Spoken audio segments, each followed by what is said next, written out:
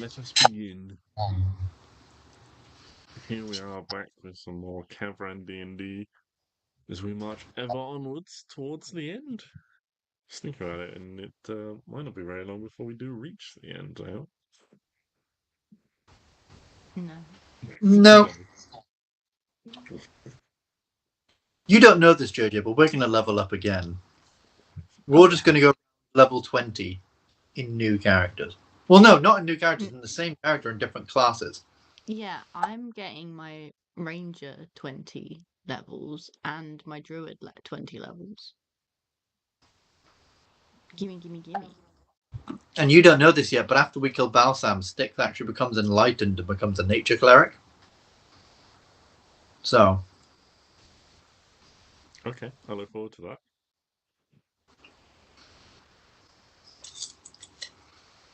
Yeah, if you could just prep a level, level 20 to 40 adventure, that would be really cool, JJ. Thanks. Okay. Oh. There are actually mods for stuff like that. There's I read of one online the other day. Someone doing that level. If that's like getting sidetracked immediately, if that's something people would be interested in, I probably wouldn't plan it so much as an adventure, as more as a series of Unfortunate event. combat encounters Oh. and things. But I could plan something like that. I think at that point you're fighting the universe itself. Probably. Yeah, that sounds like something Arwen would do. I fight the concept of roll initiative against the concept of time. Yeah. In fairness, as a high-level druid, Owen does just pretty much negate the concept of time. Yeah, if I was 20th level druid. Yeah. So that's why I want to level up. So that I can stay with Hugo forever. Maybe I'll make a little bargain with that dragon guy. Salad Man. Oh god, we'll come back for like a reunion episode, and it's actually me and Klari versus Arwen, who has turned out to be some evil warlock. What? No. I'm good. Good. Sardior, that's him. Not Salad Man. Salad man and balsamic vinegar. And bottle of mayo. Yeah. All the condiments. Yeah. All my lovingly crafted NPCs. Look, if you're going to use names that aren't Bob, Steve, and Roger, I'm going to have to remember them somehow. Yes, And even if they are Bob, Steve, and Roger, we're going to make fun of them. Yeah. Bob the Builder right there. If he's called Steve, I'm making a million Weatherspoons jokes. I thought you were going to go with Minecraft jokes. I mean that too. Actually, that's it. If I run out of Minecraft. And then Roger, I'll just impersonate a droid whenever I talk to him. Roger. Roger. Anyway. Excuse me, it's been a long day. Well, last time you guys successfully defeated a group of shambling mounds. Stix was particularly effective at dispatching them with his steel wind strike. However, during the encounter, Cade turned invisible to hide after escaping a shambling mound's grapple. However, he did not emerge when the party was done fighting. The party quickly trapped him down, despite his invisibility, at which point he tried to flee. However, they managed to capture and interrogate him, learning this dangerous detour was not a teleporting mishap, after all, but in fact an ordered diversion by someone called Lavinia. They decided to let Cade go after he told them how to find Hearttree, but Arwen did take his shoes. Hell yeah. In Hearttree, they met Lavinia and visited with Chip Greengrass, the councilman. Chip seemed to be very tired and confused, while the other halflings put it down to his age and the traumatic experiences he faced after being captured by Daniel Glace and Lord Leocas. The party was suspicious enough to try to help him. They were able to cure him of a spell that had been placed upon him, weakening him, but they were not able to determine when the spell might have been placed upon him. With Chip on the mend, the party were invited to stay the night and meet with the great families that usually attend the halfling councils, where the party could tell them everything that they had been decided at the summit a few days prior.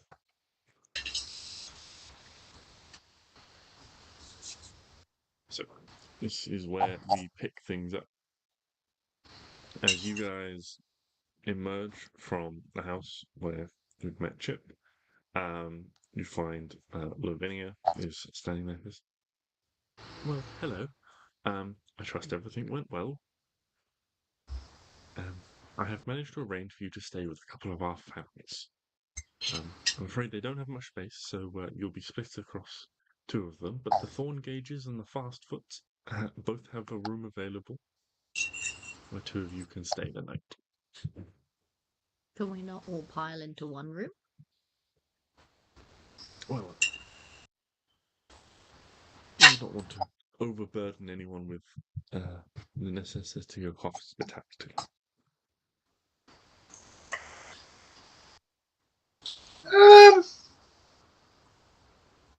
Yeah, we can all just pile in one room. Or I'll sleep outside.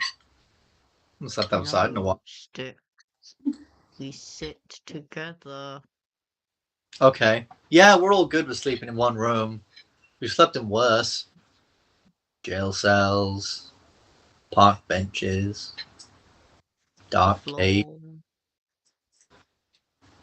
Just the floor, yeah. I think literally once we took a long rest just in the middle of the city on a bunch of park benches or some shit. Yeah, that is highly possible. What is the stopper part? It's just like being like, oh, I don't want to pay for the tavern. Let's just sleep outside. And just sleeping in the outside. I don't know, depends where you sleep. I guess local law enforcement might have something to say about vagrancy. Fine.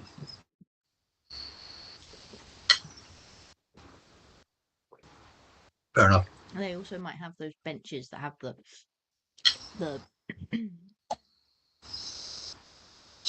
The spikes. no, the things that stop you from laying across them.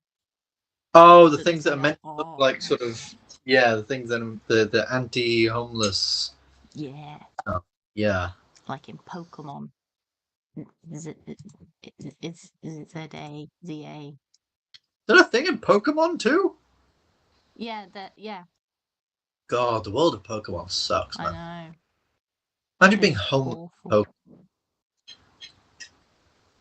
Like, not only do you not have a friend where everyone else has a friend, and but you can't fucking sleep on a park bench. And if you try, you're probably going to get attacked by a Zubat or whatever the fuck. God, yeah. Middle of the night. That'd be the worst. Thing is, I was thinking Zubat as well. So it was very creepy that you said Zubat. They're just night creatures, aren't they? Yeah, that does make sense, actually. Well, they're bats, so. You really sounded like you played Pokemon. I played Pokemon Red and Blue back in the days of the Game Boy SD. Go on. Yeah. Oh, great fun. Anyway, sorry, I'm all over the place today. I apologize. You are still town walk with, around fun. small houses with nice little sort of flower gardens and vegetable patches and things like that. Lots of nice sort of like thatched roofs or rooftops that are covered in turf and grass and things like that. Little chimneys poking out, wisp of smoke rising up.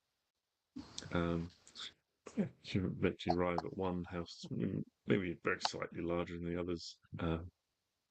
Little garden path, and in the front garden, a little pond. Um, Lavinia kind of knocks on the door, and it's opened by a sort of middle-aged looking halfling, kind of sunny blonde hair, and wearing a little sort of, you can see like a sort of baker's sort of like apron and things. Is kind of looks up as smiles brightly as Dorcas. Yes. Ah, Lavinia. These would be our guests, I presume. So, Yes. Which two of you will be staying here? This is Mr. Thorngage. we will all be staying here. Kind of looks at you and goes, "Oh, well, I'm terribly sorry. I don't have the space for all of you." We'll literally sleep on the floor. I have a bedroll, but we're a very tight knit group. Not quite a throuple, but like the sort of step below. We would like to stay together, please. Oh, well, if that's the case, I'm terribly sorry, but I won't be able to accommodate you, unfortunately. I have the one spare room with just enough space for two of you big folks. That is. What are we thinking? Are we going to split up, or should we? I mean, Because also, if we split up, it's going to be two people and then one person. yeah, I don't trust. I'm fine going on my own. Okay. But Only if you're okay I with do. it. I don't trust them, but I'm fine going on. Okay. So, yeah, if you guys want to go in here, and then I'll I'll sort myself out. Right, yeah. These two will go with you. I'll stay somewhere else. We've made a decision. We can spend a night away from each other. Okay. Well, Arwen and Klari, you are led inside. This is a halfling dwelling, so it's got sort of quite low ceilings and things. And led sort of through the corridors of this little bungalow into a very nice sort of room with small beds in it and things like that. Mr. Thorngage is very much like, I'm afraid you might be a bit cramped on the beds, but they should hopefully be soft and comfortable enough otherwise. I'm just in the middle of baking some fresh bread that will do for a light supper, as well as maybe some toast for breakfast if there's any left over. Dinner will be in a few hours as well. There is some stew on the stove that my wife is just finishing off. Who's your wife? My wife is Applegate. Okay. Just on rando.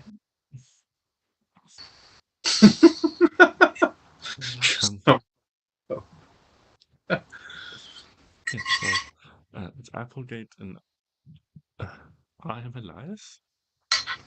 Hello, Elias. But please do let us know if there's anything we can do to look after you in this time. Lavinia tells us you're very important guests from the council. Loosely. We don't get a lot of fine folk out here. So please make yourselves at home. As I say, give us a shout if you need anything. Okay, thank you. Yeah.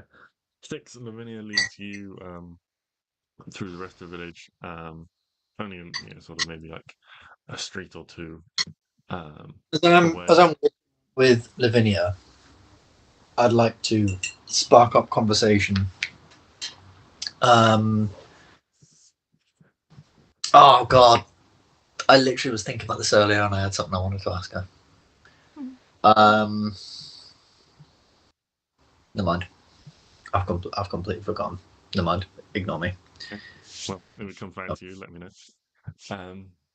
But yeah, it leads you over a few streets to a nice little house. It's a bit sort of smaller in the footprint, but it's kind of pointed. You can see that this one is rather than having sort of grass or thatch, is has these sort of strangely arranged slate tiles on the roof that give the house almost the appearance of being a large boulder from a distance. Nice. That's kind of sticking up out of the earth. But when she knocks on the door, it is answered by a younger looking female halfling with sort of russet red hair. She's got a little sort of like sunflower coloured dress on, and little like Wellingtons, and like she's holding a trowel in one hand. It's like, oh, hello, Lavinia. I was just planting out the back. Oh, is this one of the guests that we've got staying with us? Hello. You'll find me to be a delight. Wonderful. Well, allow me to introduce myself. I am Gabrielle Fastfoot. So, yes, as I say, I was just busy in the garden, but allow me to show you to your room. And she kind of leads you in, down a short corridor and into a room, and as kind of pushes quite heavily on the door, and you hear something on the other side of it sort of like slide across the floor, and leads you into a very sort of cluttered room, stacked high in places with sort of little plant pots and things like that. There's a couple of like bags of like soil and things in one corner, or like compost and things. It's got a very like earthy smell. All along under one window is a series of like sort of creeper-like vine-like plants, all in different pots that are sort of growing over and spilling down the windowsill. The windows are open and they're also like spilling down outside. You can see they sort of like climbed up around the window frame and everything like that. This woman was made for Stix. Yeah, Stix is really trying to stay on task here, but he's struggling. Yeah. She kind of goes over and goes, "Oh, yes, sorry, I do apologise. I was not quite prepared." And she, begins sort of like moving like things off a very like sort of dusty-looking bed. Oh, you don't have to. You don't have to clean up for me. I'll only be here, a night or whatever, and I'll get out of your hair, and my place. No, it's no bother.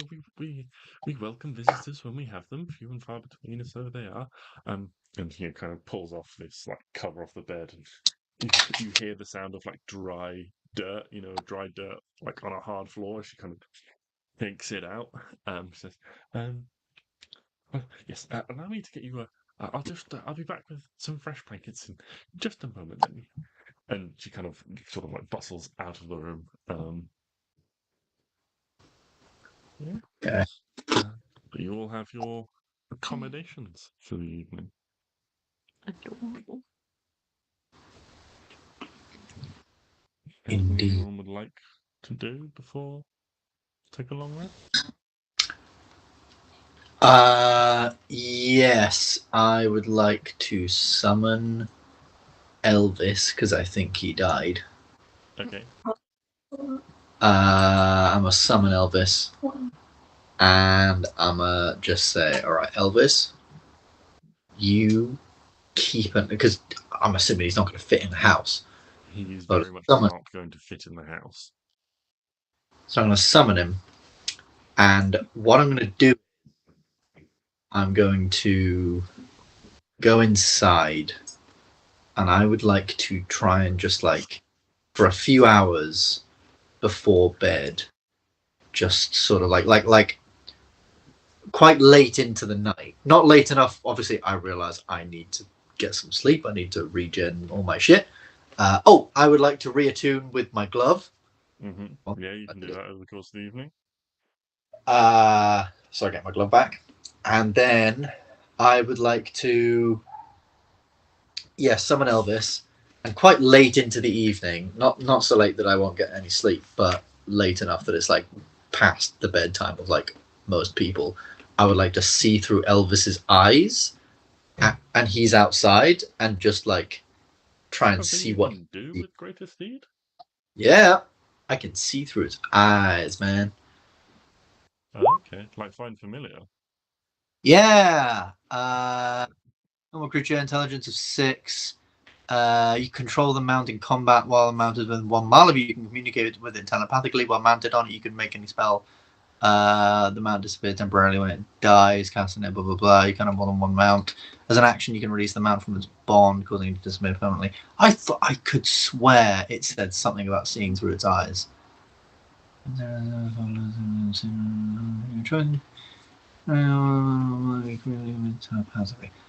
I guess not.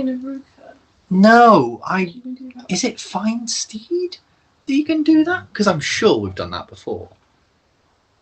Okay, I guess I don't do that. I'm just going to say to Elvis, keep watch. If you see anything, make a really loud noise. It's like a really loud noise, like slam into the house or something. I mean, if he's within 1 mile of you, he can just tell you. Yeah, I suppose so. Technically. Yeah, probably asleep, so, you know. The only question I have for you is, where do you summon Elvis? I summon him outside. So I say, hold on a minute. I say to my adoring, person, I say, can you just give me 2 seconds? I just need to sort something out outside. And I go out and I summon good old Elvis, and I leave In the him back out garden? in the front garden, Oh, and I leave him there, and I say, Okay. How just like soon after your arrival do you do this? I do it a little while afterwards. Like I think I attune to my thing, I have some supper or whatever, Yeah. some food, and then probably after like a sort of hour and a half to 2 hours, So, probably do as that. you head outside to do this, standing kind of on the doorstep, sort of just outside, are 2 halflings. They are both wearing kind of like little leather jerkins, kind of like hard, like a little like leather vest type thing, Oh. like armor, like the sort of armory type leather vest shirt thing. Little like sort of hard wearing boots, and things like that. They both have sort of cloaks that are kind of thrown back at this time, but you can imagine they could sort of pull them over against the evening chill when it got cold. And what it allows you to do is spot that both of them have little short swords at their belts and things like that. Yeah. And kind of, And they're I both will standing kind of sort of like in front, sort of slightly either side of the door. So as you kind of open the door and step out, they both turn and look at you. Yeah, I'll just be like, evening, gents. Don't mind me. And I'll just summon, or at least begin summoning Elvis, sort of outside. Like, say, what are you, local guard? What are you guys doing here? Yes, we're just here to make sure that everything's all right for you, sir. And if you need anything or need any help with anything, then we're here to show you around and make sure you don't get lost or mixed up in anything too wild if you end up wandering off by accident. Can I insight check that? And because I'm like Stix is thinking, I don't think they're keeping anything from us. I think they're keeping us from stuff. Mm-hmm. So that is immediately thought. So can I insight that to see if I think that's their real purpose? Possibly. Insight check. 11. Persuasion or deception. So, yeah, you get the sense that this is a rehearsed reply that maybe doesn't contain the whole story. Okay. Well, yeah, I think for now I'll just sort of comply and be like, yeah, that's fine. No worries. I understand you need to, keep security and stuff like that. You guys don't know who I am. Yeah. Let No, me just. it's not about that at all. It's just about making sure that, guests we have here in the village are safe and sound and nothing untoward happens. No. I completely understand. Hey, do you guys want to hear about how me and my friends took down a great dragon god? And I'm going to start telling them the tale of how we took down the great protector of Blackspire, but like really big up the fact that they thought he was a god, like their god, and we killed a god, basically. Not as like a threatening thing, but Stix is sort of thinking this is something that's going to let them know that I'm not someone to be fucked with, and maybe kind of get them a little bit scared of who they're protecting, sort of thing. Yeah. Do you want to make like a performance check for that? Or if you're Uh, embellishing it, like a deception check or something? yeah, I was hoping for persuasion, but I guess yes, it would be probably like deception or performance or something like that. Do I have no? I only have proficiency in persuasion. This is fine. Ah, 21. Yeah. You tell a very like convincing and engaging story. You can see you're kind of you've kind of drawn them in to this. To this story and this almost sort of like slightly, this legend that you're building around yourself, and kind of in this moment. Maybe sort of like going off the back of your insight check, you kind of, like, as you're telling the story, maybe catch like a few sort of like wary glances between the two of them. Good. Exactly what I wanted. Yeah, and after regaling them with these tales, I'll sort of summon Elvis, and then skedaddle, and just be like, oh yeah, and don't mind my boy here. He's just I just need to bring it back. We were fighting some pretty nasty stuff earlier on, and he took a bit of a beating. He was going off to heal, but now he's back, and I'd like him around. He's just gonna be out here. He'll be chilling. Don't mind him. And I'm just gonna tell Elvis, keep an eye out. Don't do anything I wouldn't do. And head back inside, get some shut eye. Okay. But yeah, telling Elvis, keep an eye out. Okie dokie. Can I look out the window? Yes. Is there any guards out our window? Yeah, you would be able to like maybe not like out of your bedroom or something, but like you would definitely like be able to see out one of the windows. Is the same thing. There's like two, just kind of like not like heavily armored. They're not like big burly people in plate, but they're certainly the most sort of like prepared individuals you'd have seen.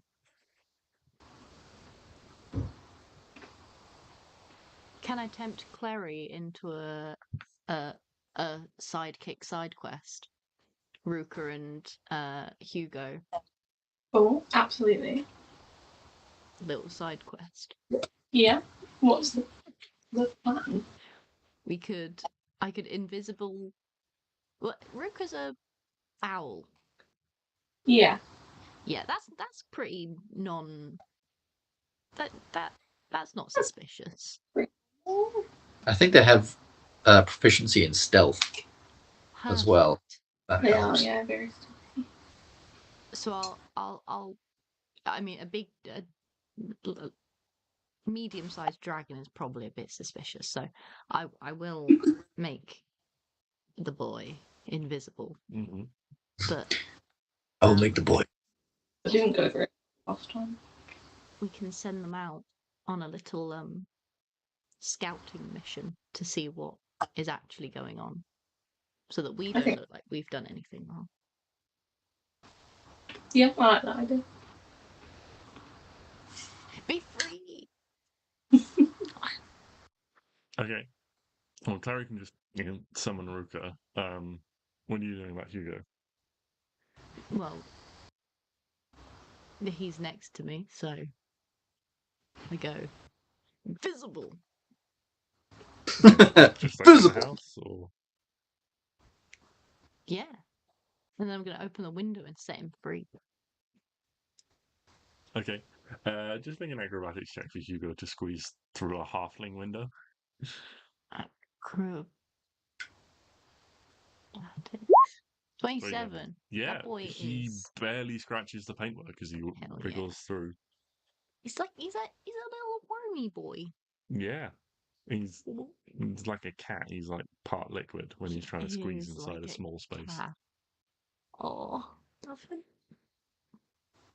Okay, yeah. So you managed to like sneak Hugo out the window and cast invisibility on him. How long does invisibility last again? Is it an hour? Or is it 10 minutes? I always forget. It's an hour. It's an hour. I think it's an hour, and greater invisibility is 10 minutes. Surely greater That's a invisibility. bit shit. No, because Greater greater. invisibility doesn't break when you do stuff like cast spells or Yeah. attack. Yeah. The only thing that can break greater invisibility is losing concentration and casting another concentration spell. Mhm.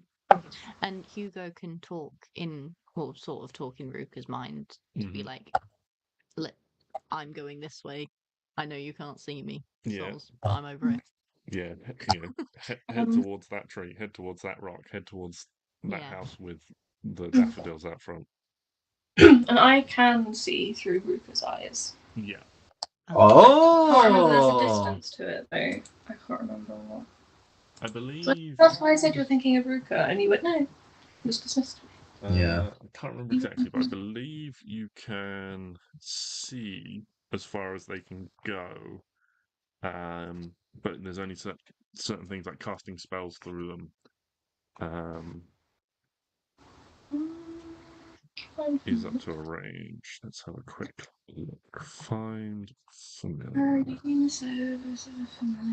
I mean, Beast Sense doesn't have a range if it's the same as that.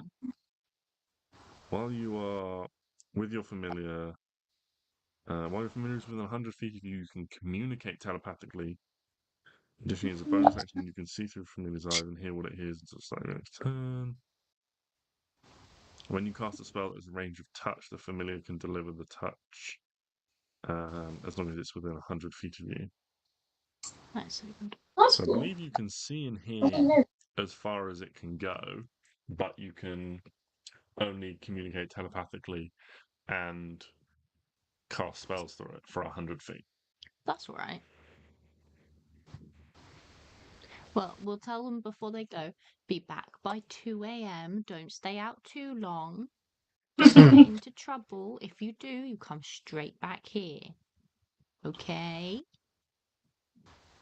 Good. Now, be bad. Okay. This is where I ask, what's the side quest doing? They're trying to find what the guards are protecting us from. I want them to kind of have a look around and see if they can see any weird things going on. Like Lavinia's like hunched over, looking like an old hag, brewing a potion of death. Was her name Lavinia? It is. Okay, yeah. good. Okay. What time are you doing this? Just roughly. When it gets dark. When it gets dark. Okay, so that'd be not late, but like 9, 10-ish. Yeah. It's quite far south of this place, so the way it'd be like full dark. Okay. And what's your instruction? To just look for something suspicious? Yeah. See if they. Well, I mean, Hugo gets it. He understands. This woman doesn't want him finding something. So he's going to find what he's not allowed to find. Okay. I'm just struggling with how to deal with that mechanically. Well, He's going to go to lots of different houses Okay. and look through their windows. Okay. He's a little peeping Tom. He's a little peeping Tom. Yeah, but he's Right. not going to look at anything weird. Okay. Just evil. Just not weird, just evil. Yeah. Okay. Alright, well, why don't you both make perception checks for me? 100 feet is not very far, so I'm going to say this would be with Ruka's. 100, yeah, but the 100 feet is only. That's not how far Ruka can go away. No. So Hugo, true. that's why Hugo and Ruka are going on their own little side quest. Yeah, That's why I told them to be back at 2. at 2. Yeah. Okay. Then they got good nighttime. Okay. Good solid nighttime times. Okay. Sorry, I just need to get the owl stat block up.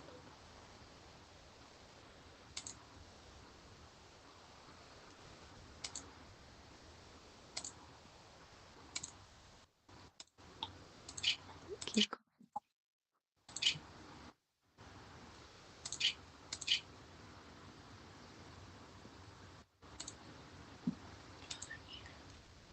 What does blind sight do? Blind sight? Hmm. Blind sight allows you to see if you were blinded. Oh, nice.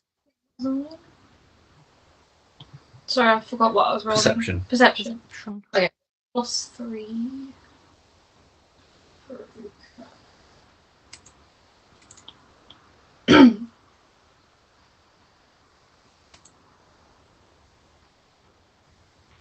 Does Hugo have dark vision? Yeah. Does Ruka have dark vision? Ruka must have dark Seven- vision. 17. I'm pretty. Yeah, I owls have dark imagine vision. so. Scroll down. It'll be in the stat block. Oh, no, sorry. It'll be in centers. Dark vision, 120 feet. Okay. Yeah. So 17 and 26. Mm-hmm. Okay. So 10, you told me to be back by 4. Roll a d12 for me. Okay. You find 10 evil things. Yes, you find 10 evil things. They are taxes, capitalism, Yeah. French. Oh. You find the French. Yes. I'll tell you what. I would love that that side quest adventure where Ruka and thing find the capitalistic French man, the capitalistic French wizard.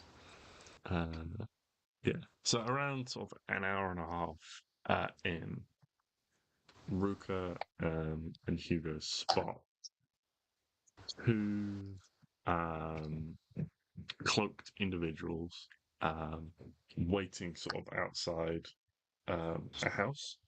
I swear to God, if this is the house of that Stix is in.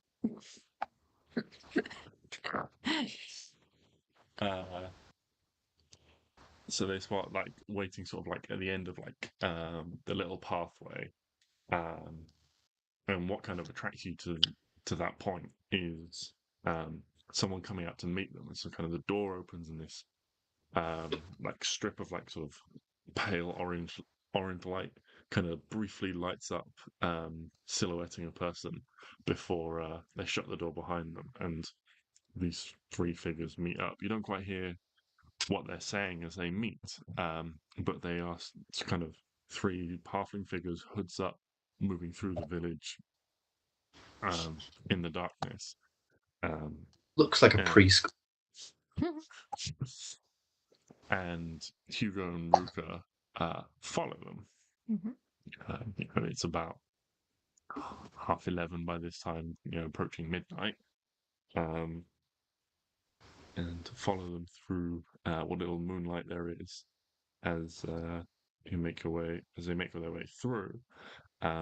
They get to one of the houses, they knock on the door, and as it's pulled back, as the door's opened, you can see it's answered by Gertrude, who you saw tending to Chip. She looked at the three kind of hooded figures, what Hugo, and Hugo's having to be quite careful at this point as he's no longer invisible.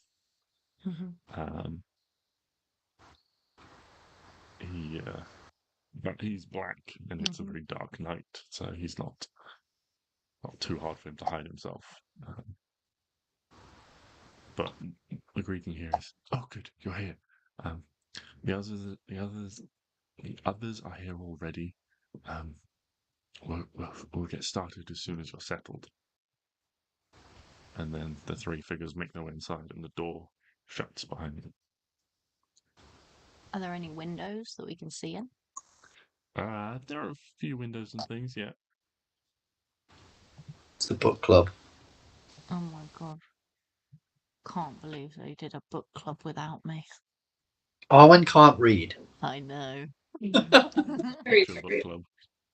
Exactly. Can we see if there's a window that we can see through? Yeah. Just make a stealth check. It's not going to be a very high DC, but just in case Hugo does very badly. I Nope. think he's okay. Is that invisibility still working? Yeah, you managed to sneak around. Both Hugo and Ruka could fly, so it's not difficult for you guys to very lightly alight in the back garden, and all the curtains kind of at the front are closed, but at the back there's like a little gap where they've not been pulled quite as tightly. And inside you can see that there are 6 people. The 3 you saw before are just kind of like taking off cloaks and hanging them up on hooks by the door. There's Lavinia, Gertrude, and one other in there. And they're all kind of like sat around a table. You can see there's some wine and some glasses and some things like that prepared. That's what you can see. Can we hear anything? It's quite muffled. Even in this environment, they're talking quite quietly, so it's quite difficult to make out any of the words. You can potentially make a perception check. It's going to be quite difficult unless you potentially try something else first.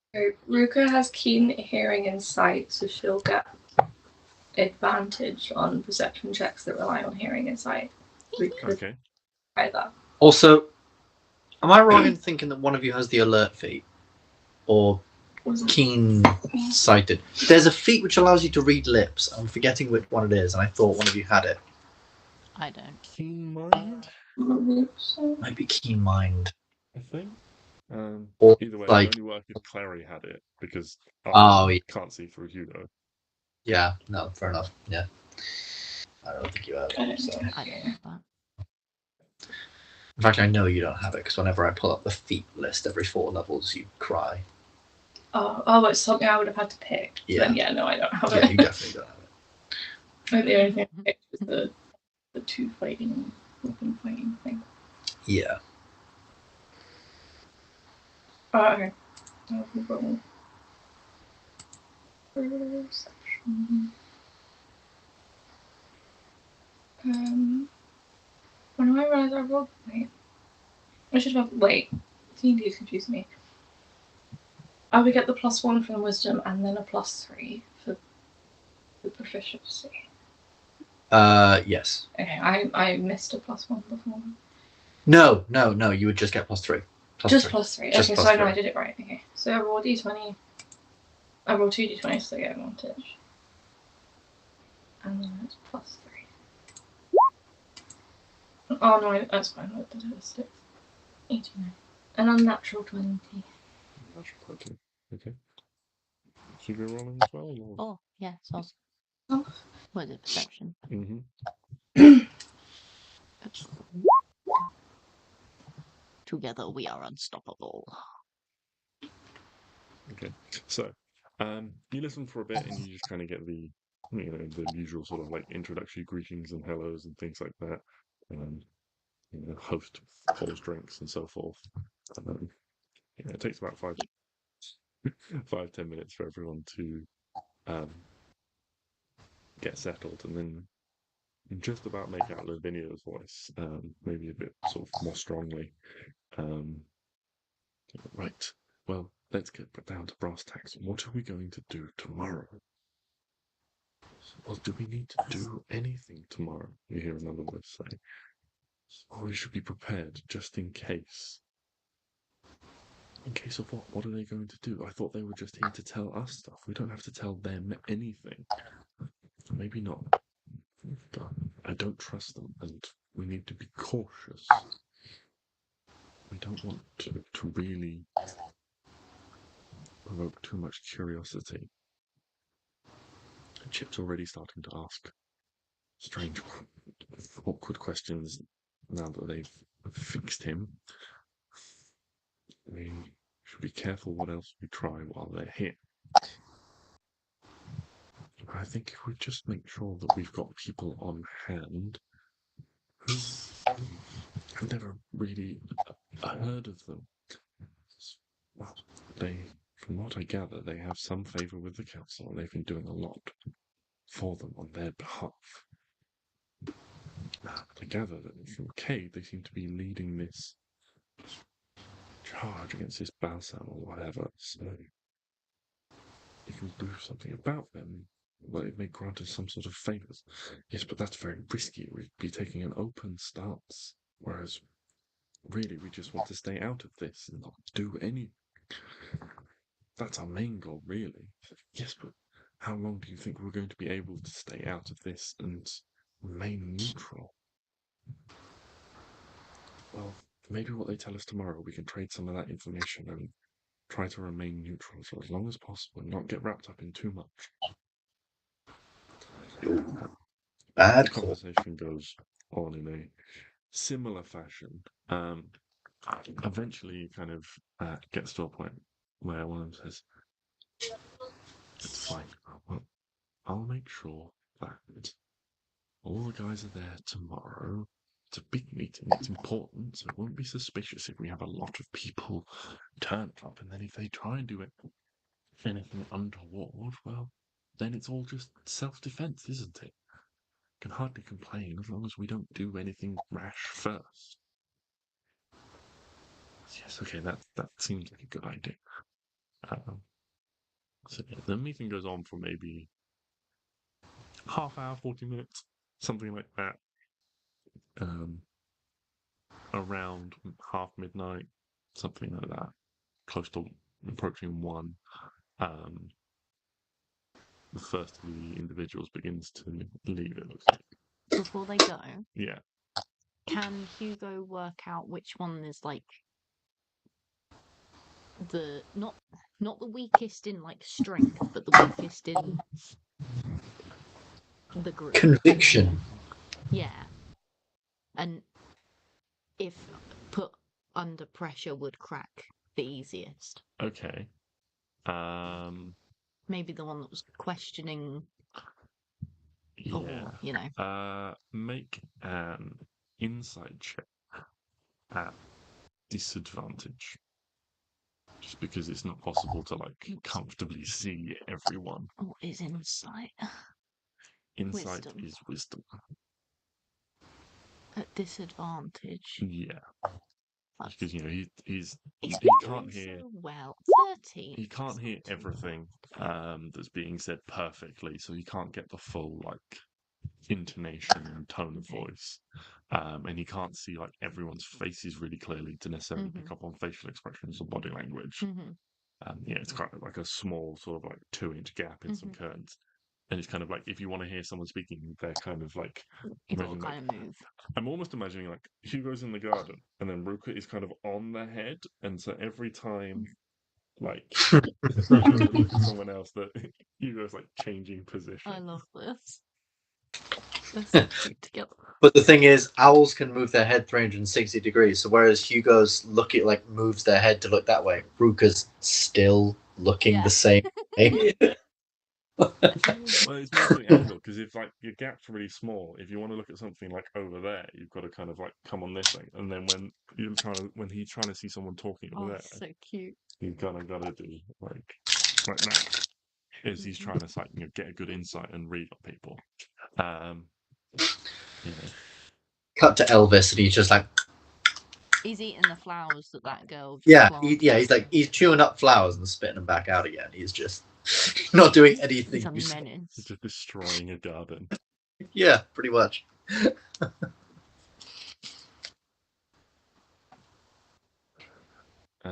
Yeah, okay, but yeah, after maybe sort of like an hour or so, Do I get a target? not really with a 13. Okay, the one that can Hugo follow home just to know where the person lives. The one he thinks said was the most questionable.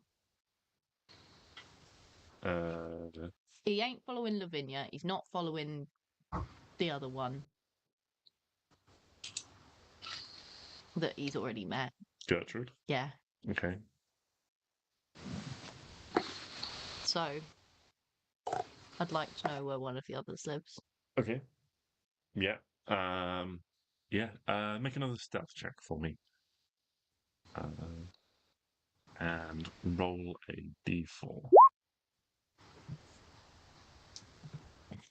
Pick which one. 4. 4. Okay. Okay. Yeah. He follows them back to their house Okay. and kind of mentally marks that as best he can. Okay. Do we know when this meeting or whatever is tomorrow? No, not yet. Right. So Okay. tomorrow is just what was said. Well, if there's nothing else, what time is it? About 1. It's probably a little after 1 by the time he's followed someone home. He's done a good day's work. He's going to do some flying. Can do some flying. Yeah. Okay. For an hour. Okay. Stretch his wings. Stretch his wings. All right. What's Arwen doing? You asleep? You waiting up for him? No, I'm waiting for my boy. Okay. I'm by the window. Mm-hmm. Okay. I just see him fly past at one point, and I'm like, oh, okay. Cool. Yeah, you can probably help him navigate. Then, once he gets sort of like roughly in range, you can help him navigate to like find the house and the window and things. Yeah, open the curtains and light a candle so some light gets out so you can find his way. And I'm like shining a torch. No, not a torch, like a mirror. Just to make a spotlight. Sure. A searchlight. Sure. But it's actually just like a teaspoon. Yeah. Oh yeah, it's a tiny little. Those tiny little mirrors that you put in your bag. No. Yeah, you do. I don't carry mirrors with me. You don't? Why not? Well. Look at your beautiful face. Well, that's why he doesn't. He doesn't need it. Because he knows she's so beautiful. It's an expensive habit replacing that many cracked mirrors. You. Right, Hugo back combs. Mm-hmm. Sorry? Yeah, you heard me. Hugo back combs. Back homes. You heard me right. Oh, okay. Hugo the boomerang. Yeah. And then communicates exactly what happened. Yeah. Almost exactly. He's a very good communicator, actually. He doesn't have perfect recall, though. He is a perfect boy. Would you like to roll for it? No. Okay. Almost perfect. Fine.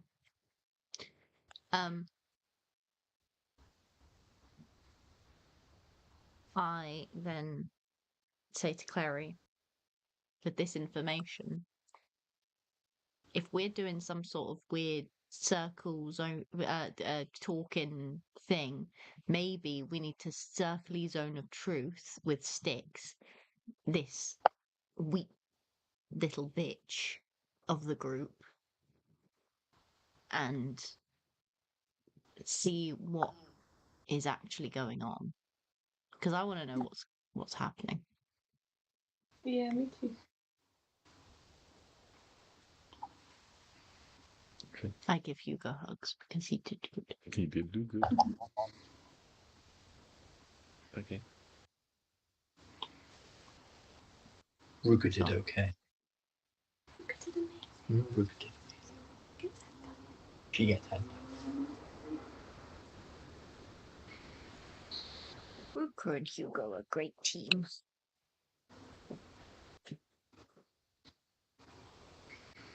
Okay. Well, yeah, you guys can all, go to sleep and take a long rest. Yay! I love having a long rest. Yay, yay, yay. Uh-huh.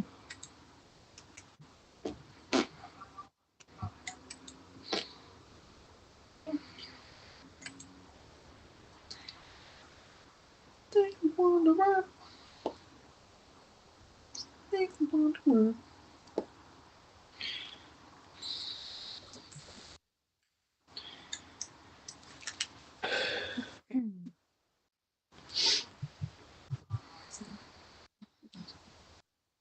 Well, the next day comes. Your hosts grant you, treat you to breakfast and things like that.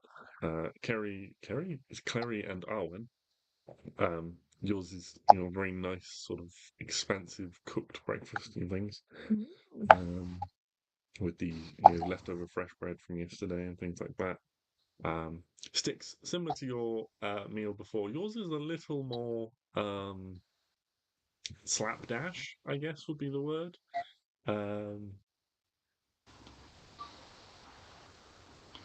As it's what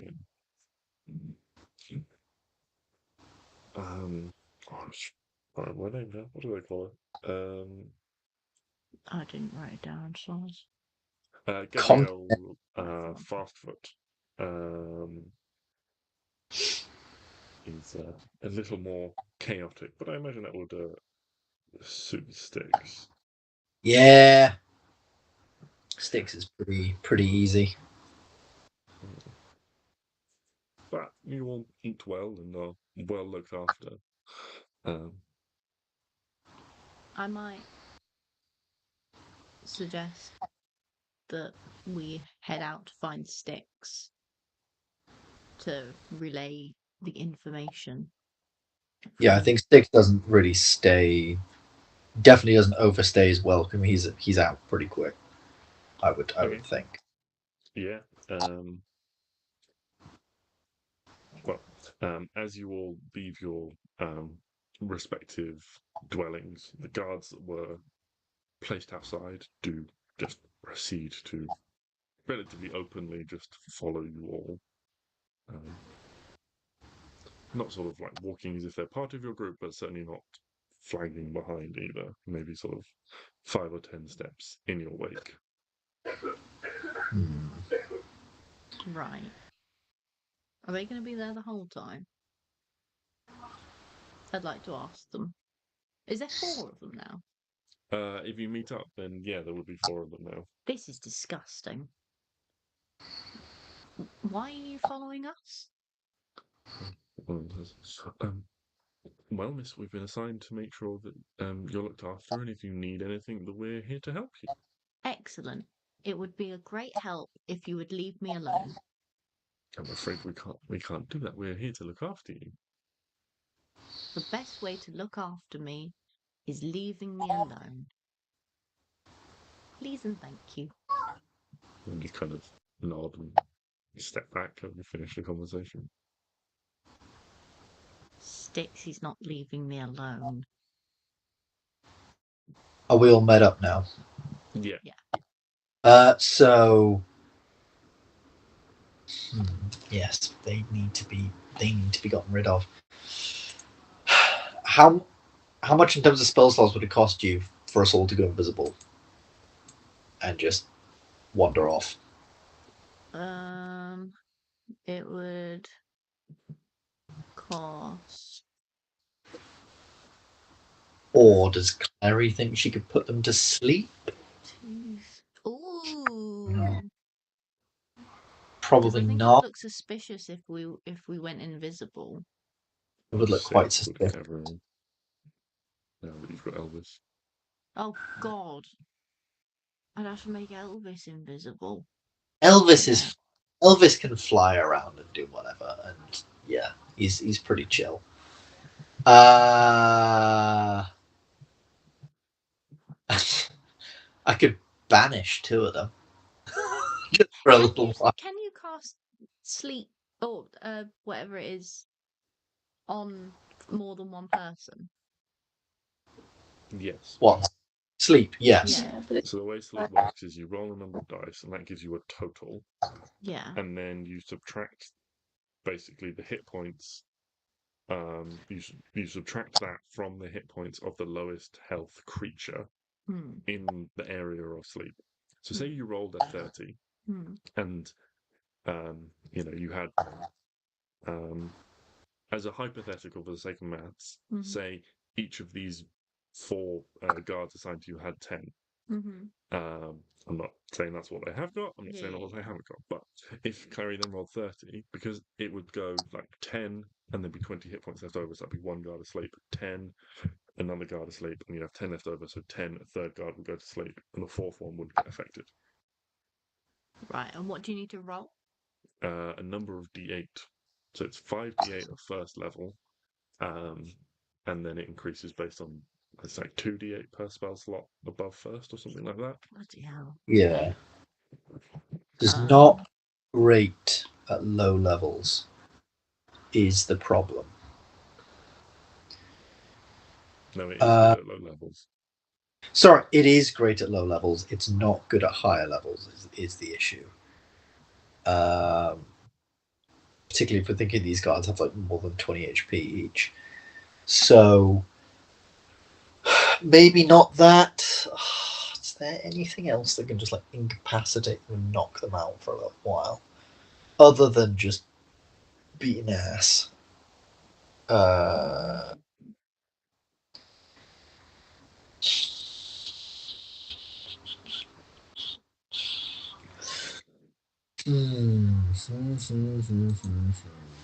don't think I really have anything. I don't really want to beat up 4 random dudes. Yeah, can I just say...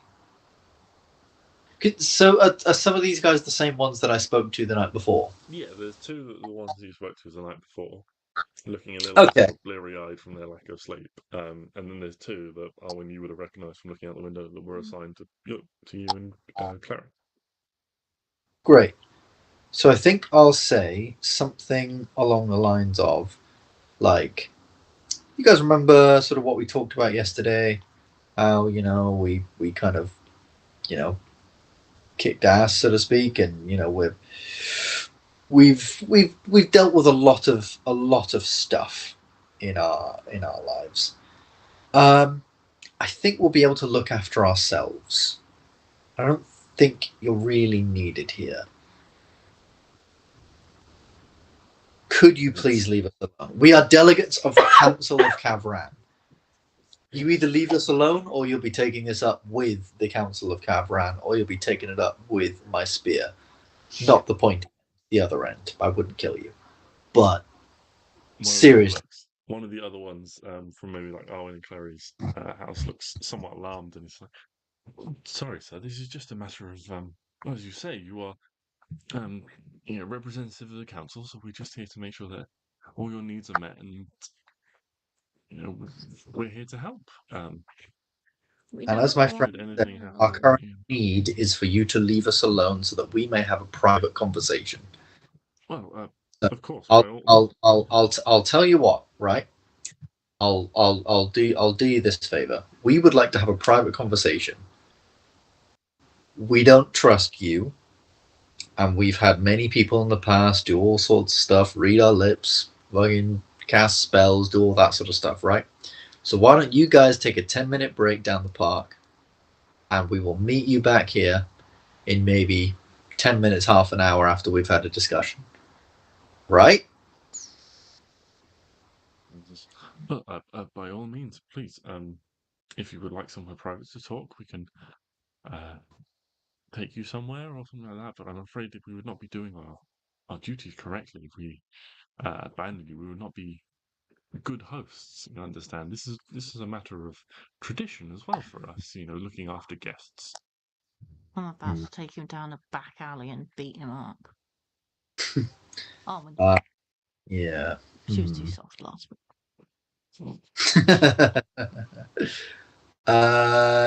Yeah. I think we're just gonna have to deal with the fact that these guys are here with us. So, how was it? How was everyone's sleep? What's happening, guys?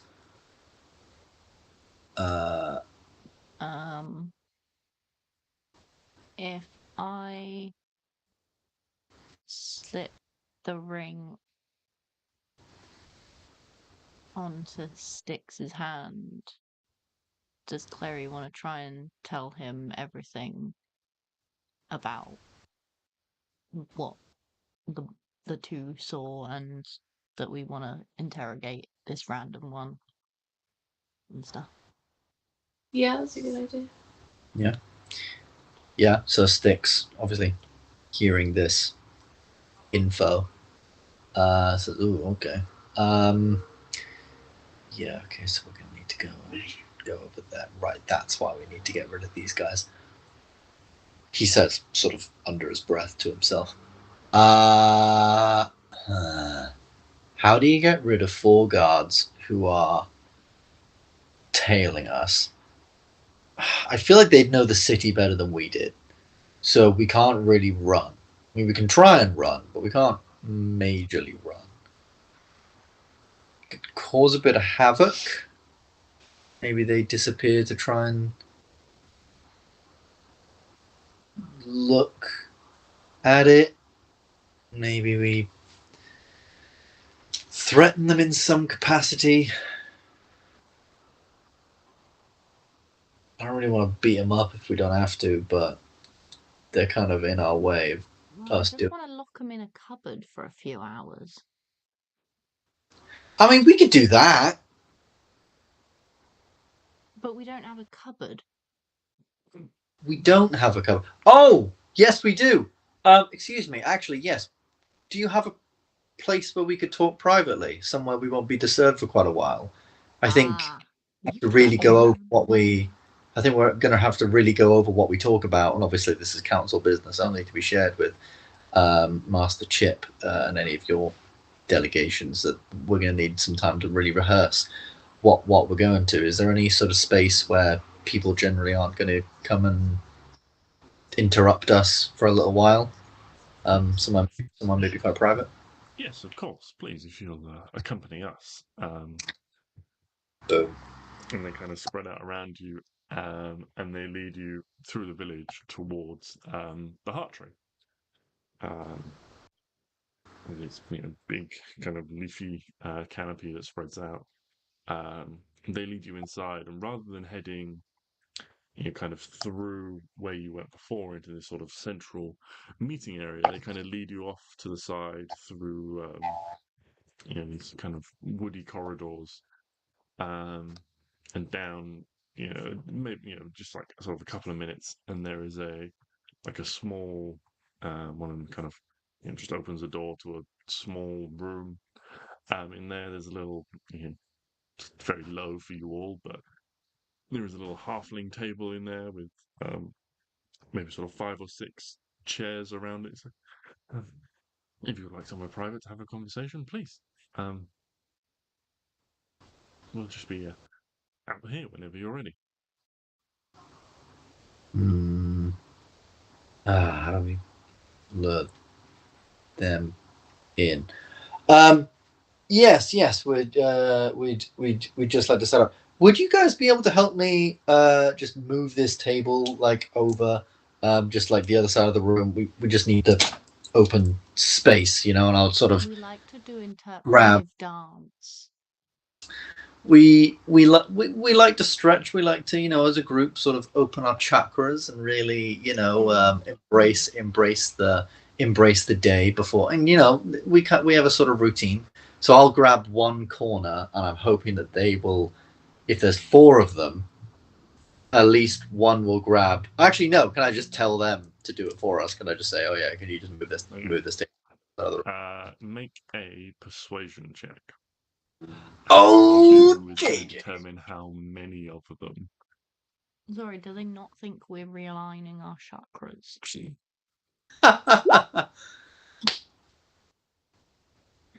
Yeah, they're all just like fully convinced. Yeah, they're all just like, yep, certainly we'll do what we need to help you out, and they all just dutifully kind of head in around this table and spread around it and pick it up and begin to like, yes, over to this side. Right in the corner. Yeah, all right. They begin to move the table. Are we actually about to beat up a bunch of people? No, we're not going to beat anyone up. Okay, so how do we subdue 4 people, like, together? We're just going to lock him in the room. Yeah?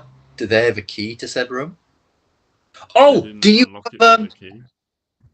have, do you have, oh no, No. Oh, we don't, oh, fuck. Because I have plant growth. I can just plant growth the whole room, but they'll get out of that. Like, plant growth just slows them down. Unless Klari tries to do sleep, see what happens. Yeah? If you, like, upcast sleep at, like, 3rd level, that would be 9d8. I don't know what their sort of stats are going to be like, but... I mean, plus, they've got to have some exhaustion. 75 hit points. Oh. But they're sleepy boys. Oh, wait, you have a 4th level spell slot? Oh, I do. Oh, that's neat. Oh! Yeet. Could you, like, upcast it at 4th level? Yeah, why not? Yeah. So that would be, what, 11d8? Something like that? 5d8 is the basic. At 1st level. At higher levels, an additional 2d8. So that would be 5, 7, 9, 11d8. Yeah. Yeah. That could work. Don't know how long it. Sleep. The duration of sleep is only a minute. Oh.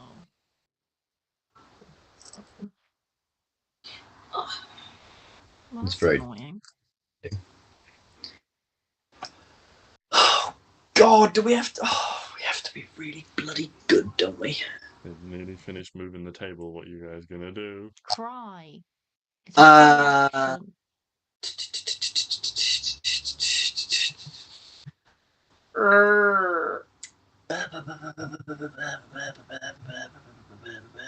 I don't know. These aren't bad people. You're making them nicer. Become out good. Make them evil. I'll pretend to cry in a minute if you want. Can they not just be really, really bad? Okay. Could I?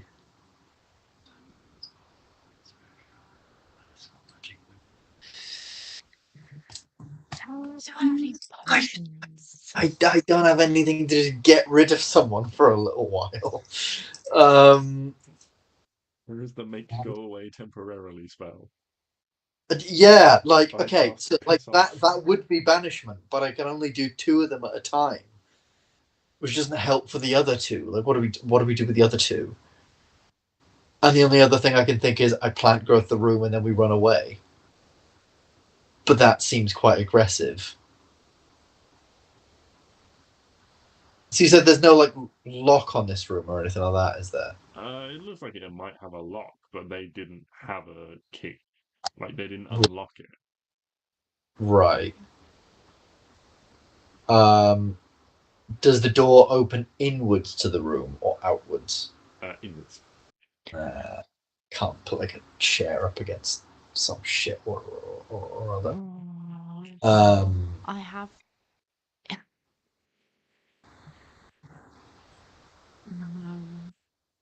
Would It'd you? be really funny, but we're not gonna do it because it took forever to get them. But imagine just doing the boogaloo orbs on them. I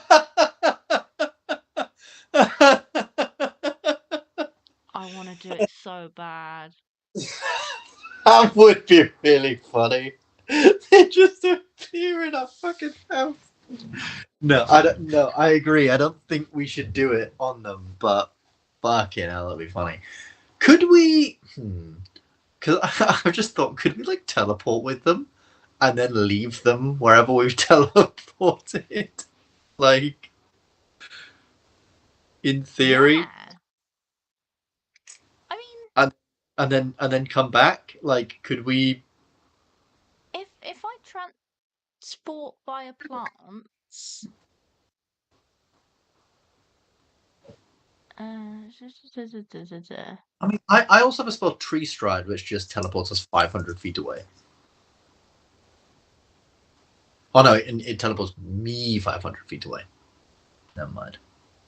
That's such a shit 5th level spell. I think it's supposed to be like a combat spell because it's concentration, so you can like, if you're in like a wooded combat, you can like zip around. Yeah. Yeah, you do. Yeah, you only have to like use 5 feet of movement to teleport like however fucking far a tree is. But so I guess in a wood. Well, why haven't I used that in a wood? That'd be fun. okay, I suggest for while we're trying to think of how to get them away, as they've just finished doing the table, we lead them in some stretching. They can participate while we're brainstorming. Yes. Are you ready? Yeah. You can join us. Look. Lean. Lean. Okay. I have a really dumb idea. Go on. That's such a dumb idea. How do you? Okay. Now I'm going to guide everyone through some meditation. Oh yes. So I'm gonna ask them. Could you guys join us? Actually, I don't think you guys probably haven't done this. We learned this in the Elven Mountains. This is actually in the Elven Mountains near Themyscira. This is actually a really, really good exercise to just release any of that tension that you've got. You know. So could everyone please just sit down?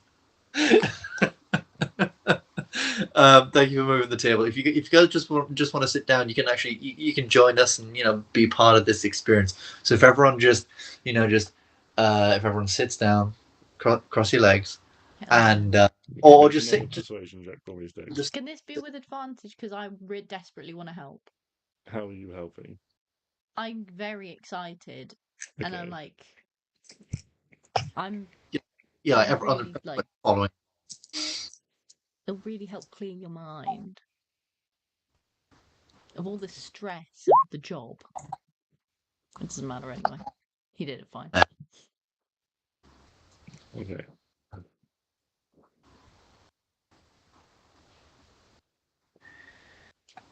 Come on. It's fun.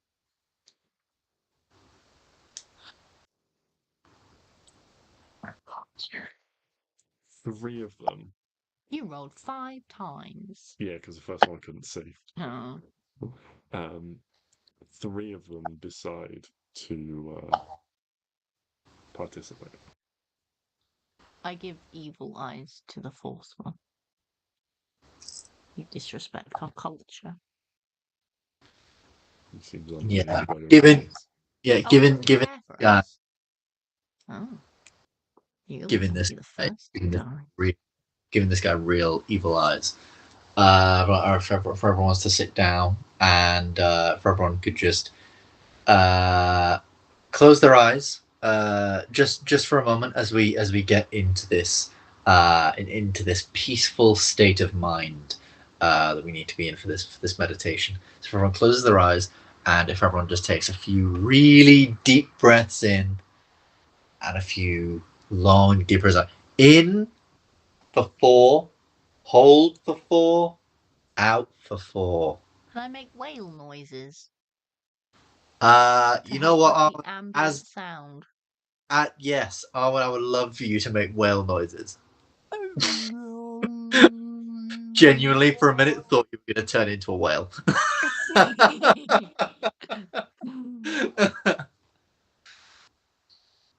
Okay, Maybe. and now with these guys, their eyes shut, could Klari maybe cast sleep on the one guy that's not doing it?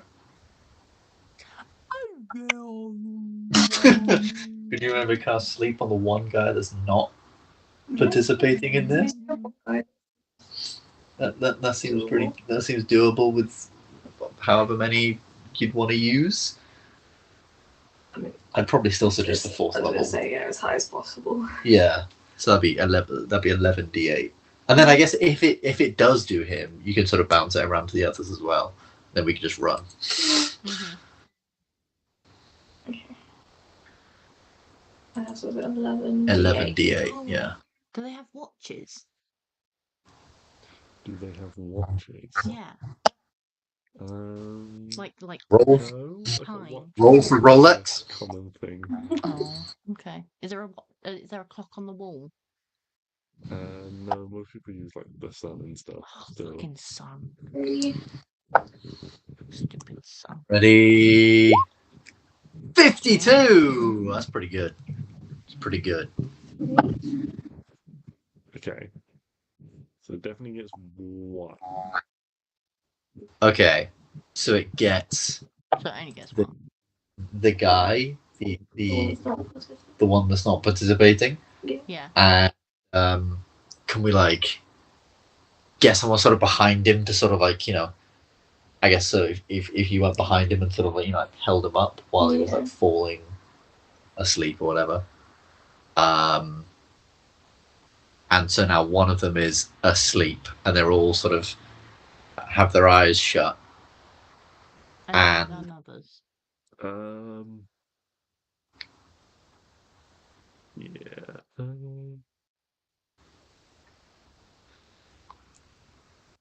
How many hit points do these guys have? Because I will be honest, I was not expecting to actually need to give them hit points.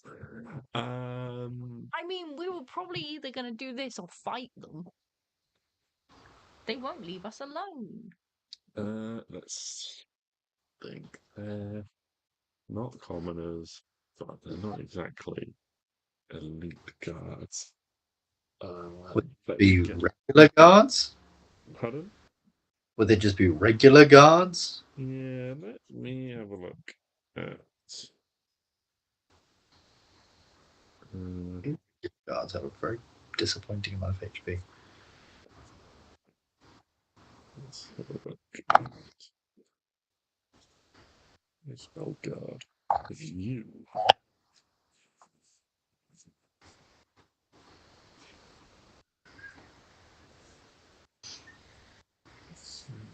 HP. Oh, God. A lot of things to begin with G. Oh, yeah, okay, yeah. So, yeah, like a regular guard has 11 HP, so that would get all of them. Sweet. You just put all of them to sleep.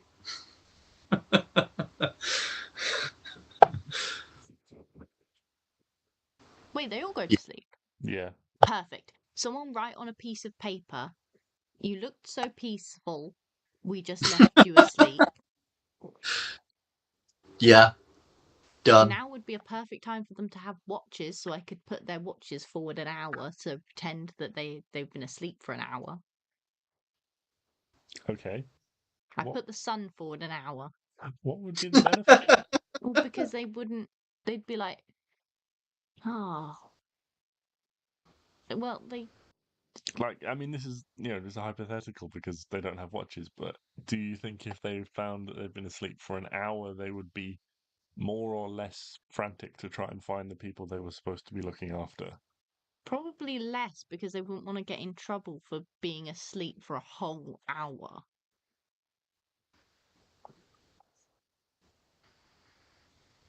They wouldn't go and report it to the Vineyard or whatever. Or they would because they'd be like, yeah, they did something to us and put us asleep for an hour. We need to find them. Okay, we don't write down the weird thing. But then, I think we should still write down like you guys look really, sorry, the untrained, you guys clearly weren't very trained in meditation and you went too peaceful and you fell asleep. Sorry. The Sorry. bus got too far. Sorry about that. If you want to find us, go speak to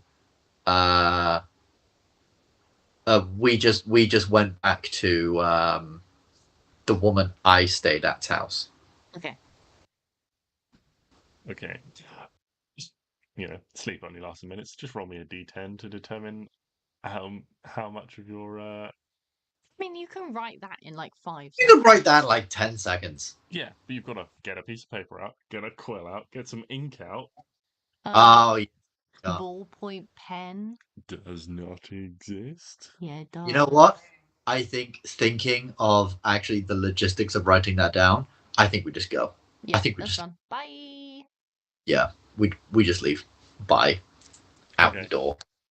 And once we're out the door, we fucking sprint over to this person's house that we are going to interrogate. Yes. Okay. We knock. You knock on the door. Knock, knock, knock. Knock, knock, knock. Yeah. It's opened by a halfling man with kind of black, black hair, like very like, kind of short, quite so like trendy beard. I look over at Hugo, basically asking, "Is this the man?" Hugo is like sends you the vibe of like, I think he was there. Perfect. That'll do. Can we come in? He kind of looks at you and then sort of looks past you and is like, what? Yeah, yes, I suppose so. Are you Lavinia's guests? I heard there was some visitors to the village. Yeah, we were just trying to, learn about you guys, just to make sure we take all of um, your feelings into consideration. Well, I don't know if I would be the best person to do that. Yes, but you're part of the town, so everyone's feelings matter. We're just, randomly selecting a couple of people. Okay. Cool. Do you like a drink or anything? Like a tea? No, it's okay. Yeah, I think we're all right. Thank you. May we come in? Yes. Yes. Okay. I suppose so. Amazing. You have such a lovely home. Yeah, he kind of like stands back and like gestures you all in. And as you kind of walk in, he kind of like leans his head out the door and kind of looks up and down the street, and then very slowly and carefully shuts the door. Perfect. So, tell me about yourself. Well, my name is Gareth. Gareth Warmwater. Yeah. Lovely. Water. What do you do, Mr. Warmwater? Well, normally my family are millers. We grow wheats and harvest grain. We own a little water mill of in one of the nearby villages. So, whenever whenever things are brewing, then I take some time and head on over here. He kind of he gestures kind of like sort of out the window, and you can kind of see in his back garden that there's like a little paddock and like a little stable set up. I ride old Thomas there, and he gets me where I need to go. And you can see the ears of a donkey are like sticking over a stall. That's really cute.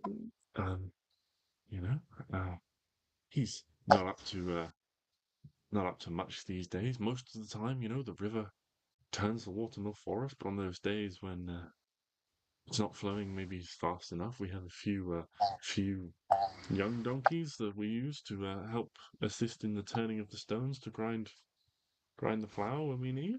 Do they like it? I don't know whether they like it, or not. They seem to, do it well.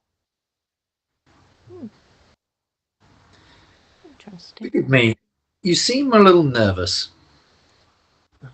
Well, I must admit, you are quite an intimidating group of individuals. We don't normally get many visitors, especially ones so well armed. I would be quite concerned, I will be honest, if I didn't know that we had visitors and you were here as guests of Lavinia. Why don't you have many visitors? Well, do you know where we are? How sort of far southeast we are? Is it because normally people get dropped in the middle of nowhere and have to fight trees to get to survive? He looks very confused at it. He's like, well, no, we're just very far out of the way. We're not near any of the big dwarven cities or anything like that. And we just have a quiet, peaceful existence here. Okay, we're not here to ruin your peaceful existence. We're just here to talk to Mr. Greengrass, Yeah. It's so upsetting that he felt so unwell recently. Yes, I don't know how much you're aware of the ordeal that he went through. He was captured, Yes, we saved his life. Oh, We did. oh, you were the ones that saved him and the others. Oh, yeah. Oh, and Yeah.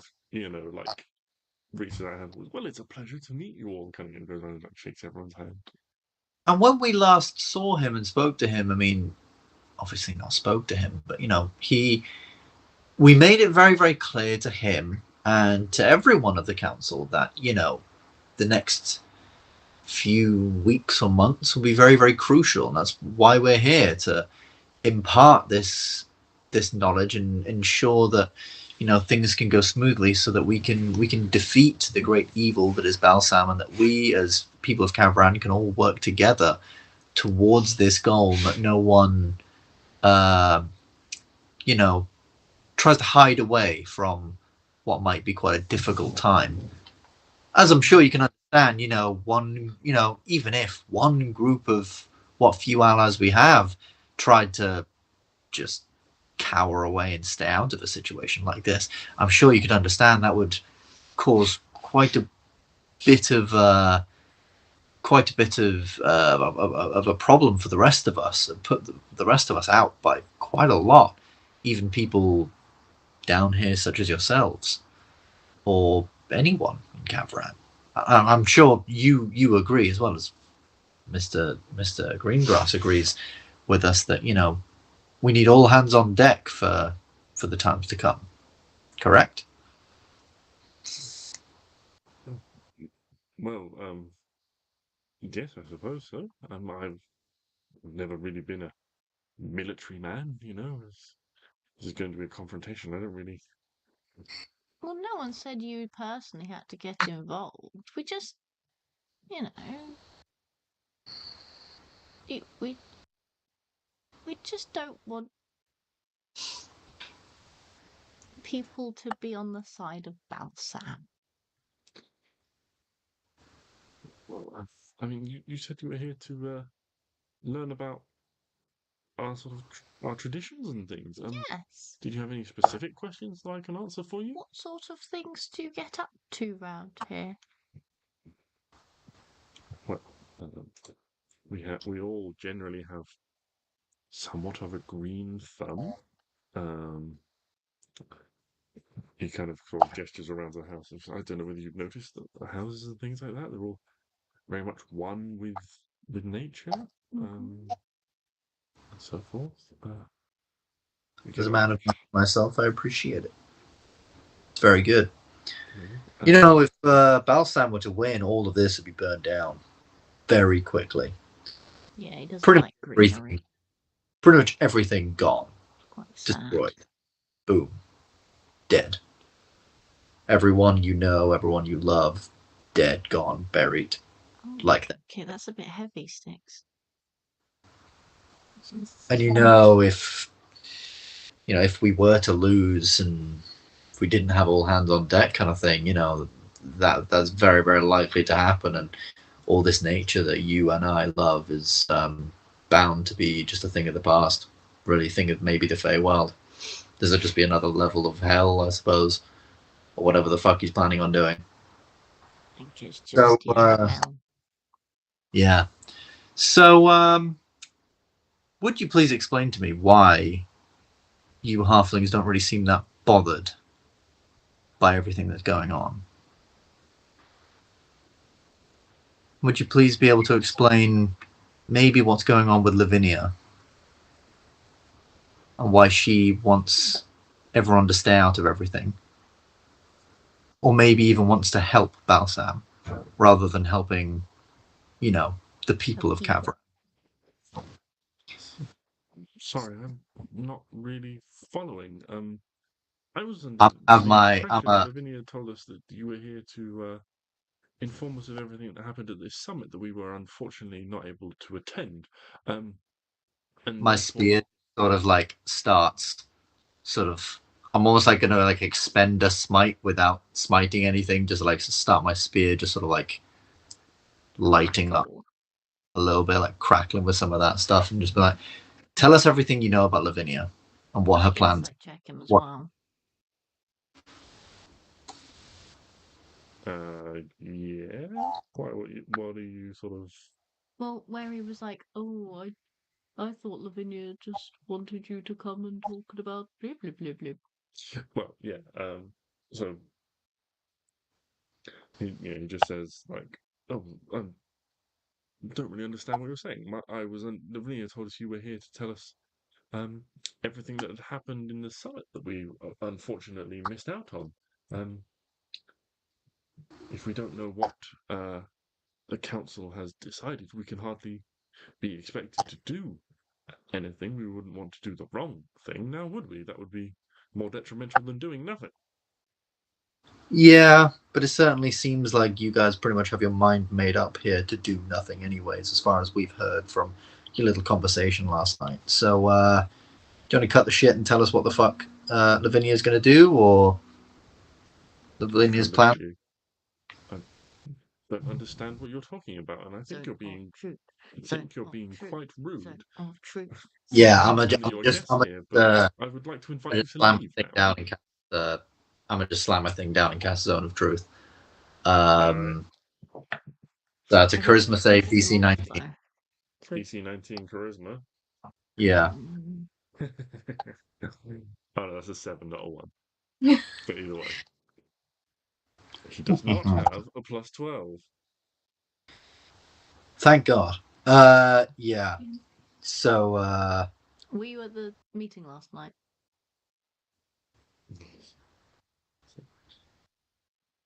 Yes, I was. It's like, what? What did you do? What do you? You must leave now. This is very uncouth. What's Lavinia planning? It's just like, I must insist that you leave. I don't like your presence here, being here at all. There were supposed to be people watching you so you didn't wander off on your own. What's Lavinia doing? And we will leave. Why didn't she want us to come here? that's a good question. There's nothing wrong with you being here per se. Just didn't want you wandering around on your own. Why? What doesn't she want us to find? Exactly.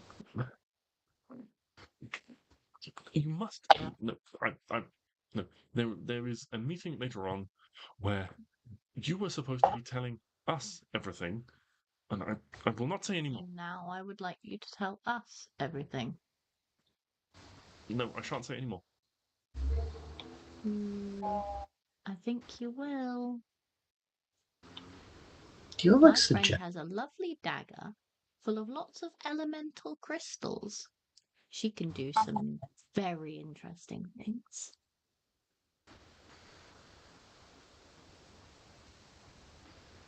Klari will just stare him down as she switches it back to the lightning one. It's like just crackling a little bit down the blade. Look, she won't know that you said anything. We don't want to hurt you. We don't want to hurt anyone. We just want what's best for Kavran. And at the minute, it very much seems like Lavinia isn't. Trust me when I tell you that if you follow Lavinia's plan, if you go along with her and try and stay out of everything, everything will end up terribly for Kavran. Everything. This whole, as I said, this whole place we burn to the ground pretty much. Very, very quickly. We're just trying to do what's best for Kavran, and we can definitely tell that she isn't. Just do the right thing. Please. Tell us what's going on. No one has to get hurt. Nothing has to... She doesn't have to know you told us anything. We can protect you all with his jaw set, vastly outnumbered by a heavily armed group of people. And just, I want you to leave. Can I roll an insight to see if he seems more scared of us or of Lavinia? Oh. That's Yeah. a very good idea. Oh, that's Stix, is she? I was like, I saw him better at insight than that. Nice. You get the sense that, how to phrase this?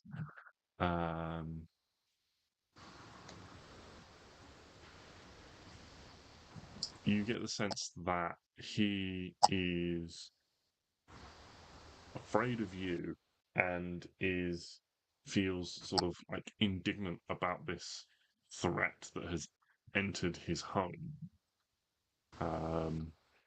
And that fear of harm from an individual is potentially more of a new thing for him.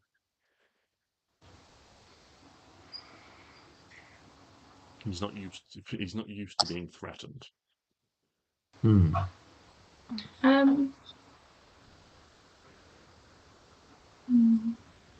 I'm gonna put my dagger away and try to seem a little less threatening. Like my friend said, we don't want to hurt you, but the information you have could be the difference between this entire land being destroyed and us being able to save it. If there's anything that you can do and anything that you can tell us, don't you feel like you have a responsibility to yourself, to your people, to this land, to the nature that you've expressed such a love for? You have to tell us. I know where my responsibilities lie, and that's not to tell things to people who come into my home tending to be dignitaries and emissaries and turn out to just be thugs. I never pretended to be a dignitary or an emissary because I don't know what those words mean. I'm just going to lean into Arwen and it's like, that's kind of exactly what we pretended to be. He kind of got us there. Oh.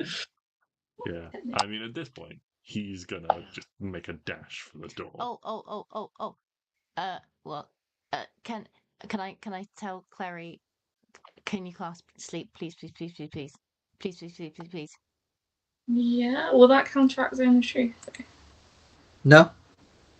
I can try. I don't have such a... It'll have to be at 3rd level. That's fine. So I don't think he's very high leveled. I don't It'll be think. 9. Yeah, it'd be 9. He's never 90. been threatened before. I think he's It's true. Yeah, I a can't squishy imagine. boy. That is,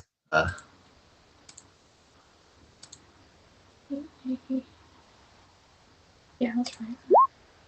Oh, 50. 53. Oh, that's Oh, better than even the last better. one. Ah. Another one. Yeah, he like darts around you guys, kind of like his house is like this sort of like little like open plan thing where you've got like the sitting room in the back, and then there's like a doorway into the kitchen, but the kitchen also has another doorway like off to the hall. And so he kind of like darts around you guys and tries to like run through the kitchen to get to the front door. Klari quickly casts sleep, and he just kind of like slumps on the floor, Can I like catch him? reaching for the door. I'd like to catch him and put him on the sofa, like he's just fallen asleep, and then we'll pretend like we've never met him before. This is a Oh. bad dream. Yeah. No one knows we were here. Otherwise, I was thinking we just tie him up and put him like somewhere where he, he won't be attending this meeting later. I think we've maybe screwed the pooch with this guy, but We should have zoned the truth to him sooner. So true, not like force them to speak. no, it doesn't. They can choose not to speak if they don't want to. Frustrating. It's frustrating, but it's a pretty good like balance, I think, because otherwise it'd just be like, this is the tell-all spell. Yeah, I suppose it might be Be a bit a bit powerful. yeah. I think with this guy out, Stix is just immediately gonna grab some rope, tie him up, like start tying him up, sort of thing. Or do we run? I think we just leave him. All right. We've only got a minute. Make a Leave it. decision. I don't think we should just leave him because he's just going to go and tell the Vina everything. Oh yeah, of course. We can't let him go and tell anyone that we interrogated him and that we've openly said But we think didn't that interrogate work him. with. Well, we didn't interrogate him. Okay, but like if he wakes up and does remember. Oh god. The only things I can think of are really dark. Or just yeah. Do you even need to tie him up so he can't go anywhere until after the meeting? Or we need to try and convince him that that didn't happen, but that's going to be really hard. Do you have any kind of spell that can charm someone? Yeah, or no, I can command. That's yours. She's just checking her character sheet for a spell. Yeah, that's why I'm not doing this in a real-time minute. Yay. You've So got I've got command or suggestion. that only lasts one round. Suggestion? No, I think this is No, command like duration 1 hours. round. Okay. Suggestion's 8 hours though. So we could suggest that he denies all knowledge of us. Mm-hmm. Like that's a fairly simple command. Denies all. Yeah. Yeah. I reckon Suggestion, suggestion that he denies all knowledge of our. What's the word? Like. We suggest you forget about this meeting. We suggest. We suggest you don't tell anyone about this conversation. Mm-hmm. Yes. Yeah. Okay. Yes. Or convey it in any way. Yeah. Boom. Wait, how do I cast it within 30 feet? So Yeah. it's gonna sound real weird, but I'm gonna like hide behind a chair or something, so he doesn't know I'm there. And then I get advantage when I cast it on him. Oh yeah. So when he wakes up, right? So here's how it happens. Klari quickly runs and hides, like behind a table or behind his sofa or something. And then, as he begins to wake up, I go, "Oh, good sir, you had a terrible fall. How's your head?" And I'm gonna start like. I'm almost like sort of on the ground, keeping him from getting up, but like pretending to sort of check out his head. And then Klari can cast her spell. Mm-hmm. Could also suggest that he tells You got We had multiple a spells. hole at the door. Okay. He's waking up. What is the wording of suggestion that you use? Oh, do I have to roll for it, or is it?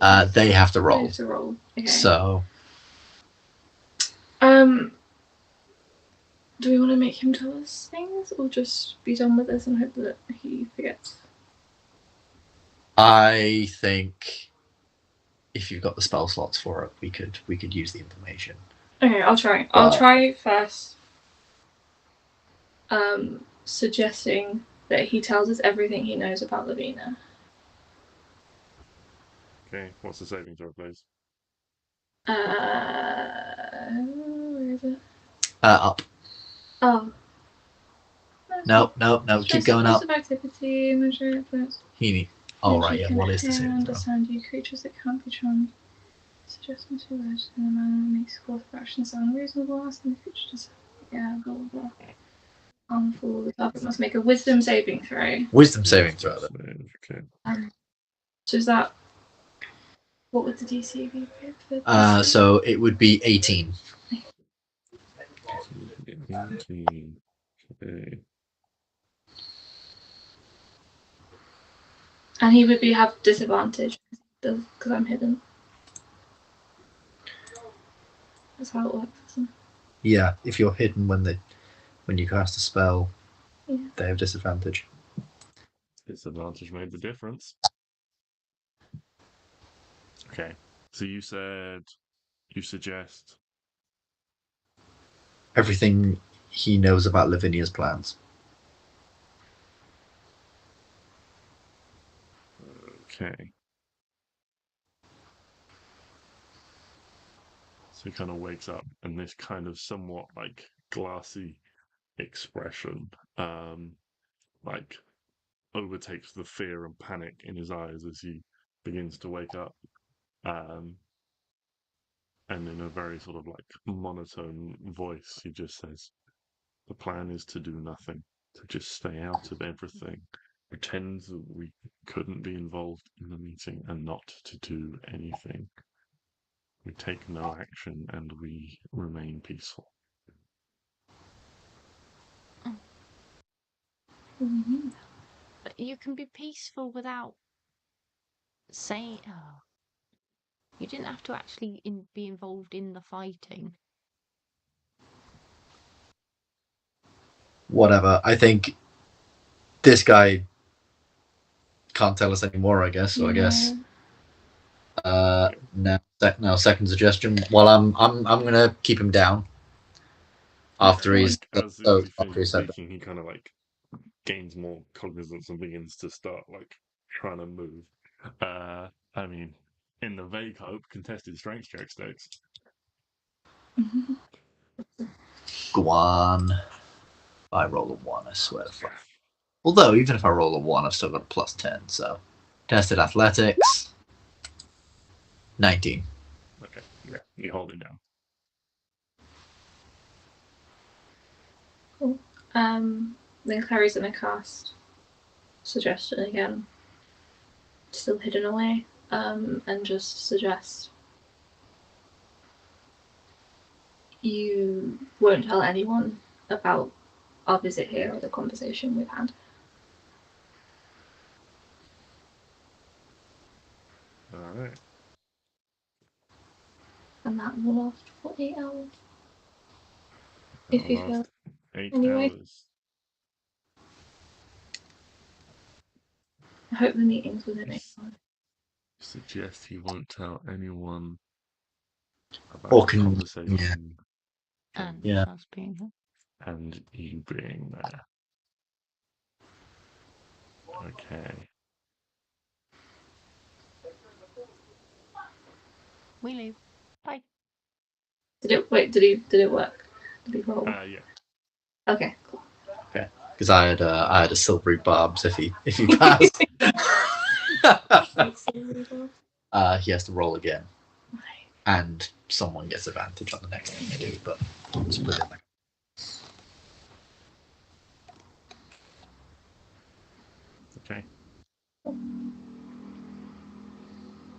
Are we gone? Yeah. Boom. I Yeah. think we very nonchalantly, like we've just been wandering around trying to find the I think we leave at the back, yeah, oh and then god, yeah. go around the sort of like alley, and then Yeah. and then sort of nonchalantly go and try and find the guards Yeah. that were with us.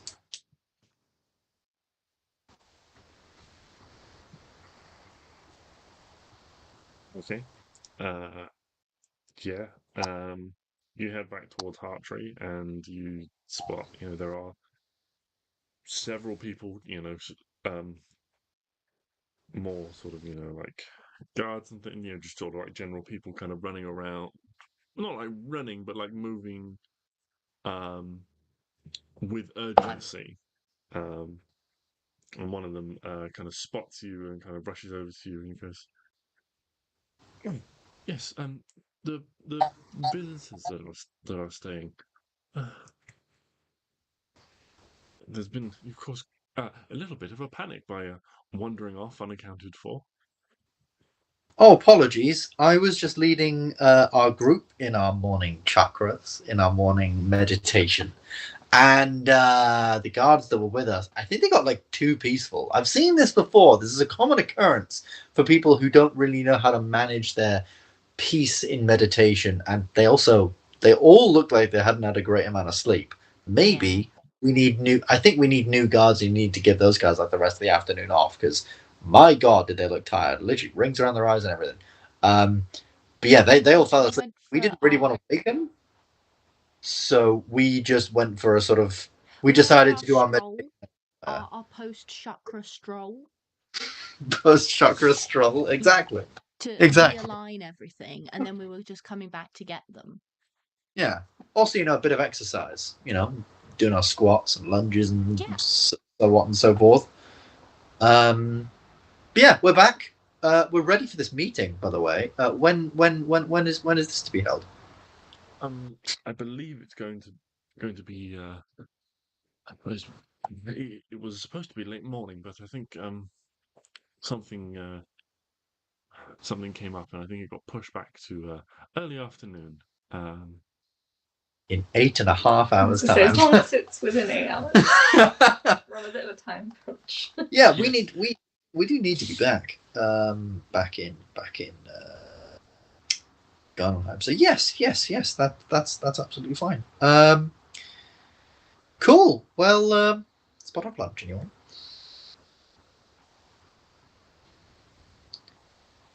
And we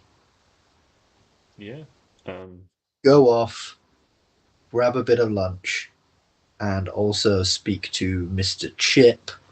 And I guess we need to tell him about all the stuff that's a goings on.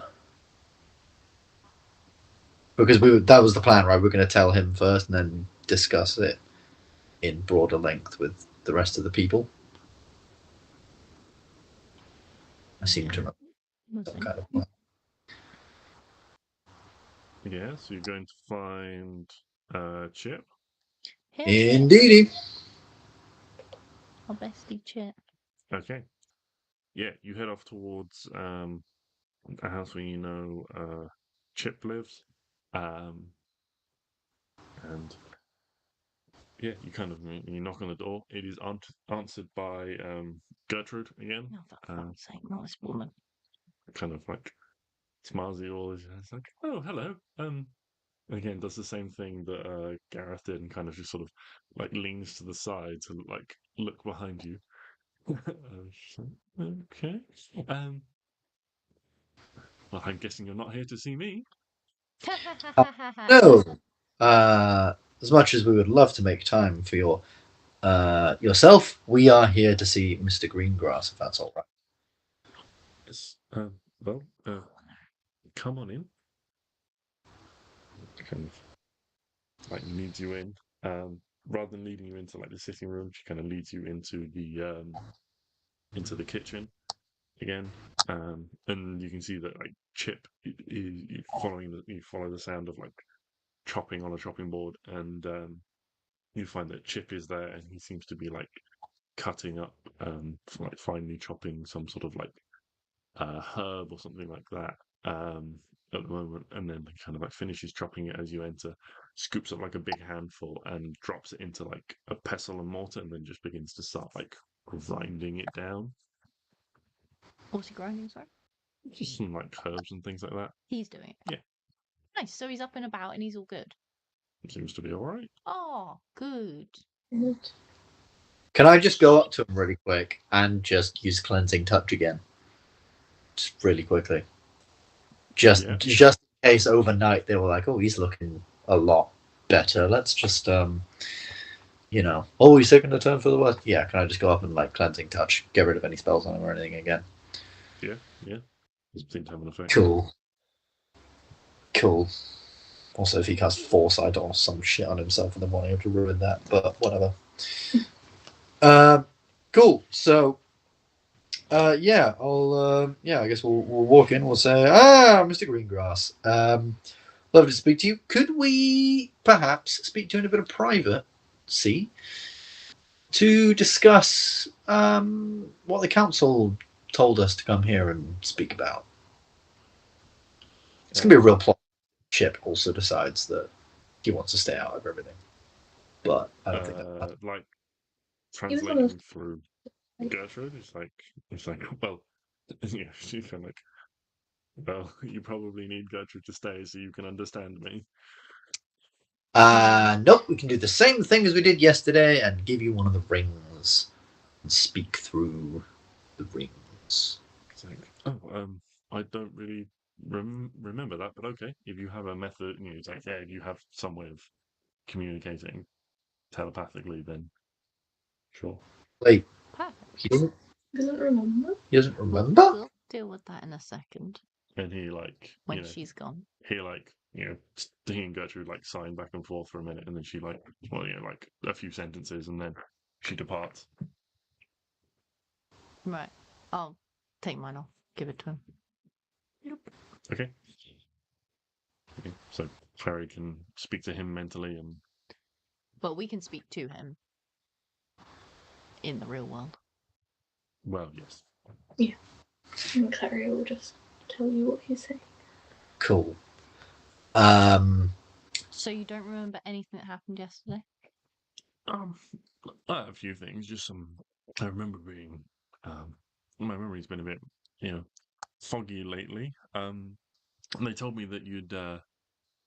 Thank you, by the way. They told me that you'd discovered that I'd been afflicted with some sort of curse or spell when we were captured that had lain dormant for a little while, and that you were able to remove that, which was why I was feeling so rotten for a bit. The details of sort of the last week or so are just a little foggy. I remember speaking to you, but I don't remember the specifics, if that makes sense. Are you friends with Lavinia? We're not close, but we've worked together for a number of years. Do you have opposing opinions? On some things? Such as? Well, let me think. Well, the Sun Meadows of Meadowsworth wanted to plant in the spring this year, but the Sun Meadows of Fieldsham wanted to plant their flowering fields later with more seasonal bulbs. Excellent. Can I ask another question? Yes. Do you hold on. Know the Muffin Man? Sure. Yes, and I was much more in favour of do you perennial flowers. They look pretty the year round. troops to go to the desert? Sorry, what are you talking about? Okay, so Balsam. Yes. Do you want him gone? Well, I believe we all want him gone. Everyone. Excellent. Do you? Thank God for Well, I that. suppose apart from the elves. Oh, well, of course.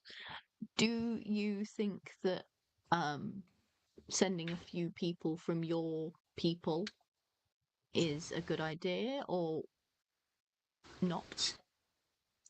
Well, we're hardly fighters, but everyone's pitching in, I suppose. Right. I like you. I always have. I'm going to say something that you're not going to like. Okay. Lavinia doesn't want that at all. She wants to stay out of it completely. So I think this is just thoughts. She might have put the curse on you because no one else who was in the underground thing where you were captured got cursed. You also were perfectly fine when we picked you up and saved you. You were like right as rain. You climbed up a well. Like Yeah. you were good. Yes, I remember that. I tried to forget, but that is a very serious accusation you're making against I a know. well-respected member of our community. I know. But I just need to warn you because if I didn't, I would, and something happened again, I would feel awful. This isn't the only thing Lavinia's done. She told a young mage named Cade to delay our coming here. He was meant to teleport us here to find out, why you guys did. He was meant to teleport us here to talk to you, but he teleported us into a group of large feral plants instead that nearly killed us. On purpose, yes, on purpose as well. And then he tried to run away. Yeah, and then he tried to run away. And steal something. Yeah, and steal my glove, man. Like, isn't the worst of them, but So rude. crime nonetheless. It's up there, Don't Okay. steal my. Everyone make an insight check. Is he mad at us? I don't want him to be mad at us. I'll cry. Oh real God, once. what if this was all his plan all along? I am very insightful. You are very insightful. Does he hate us? Larry's actually very insightful. I think I can't roll lower than a 24. That's a 30. I don't know if I should roll at this point, but I'm going to anyway. That's a 6. 6. It's okay. That's a 6. 6 is angry. 6 got really, really focused in on the glove thing, and it's just he got mad. sidetracked. 6 got I'm sorry I sidetracked. pulled it up. It's okay. Stix. The look of shock and surprise on Chip's face is completely genuine. This is the first time he is hearing about these things. You are certain. Oh no! Oh fuck! Klari and Arwen.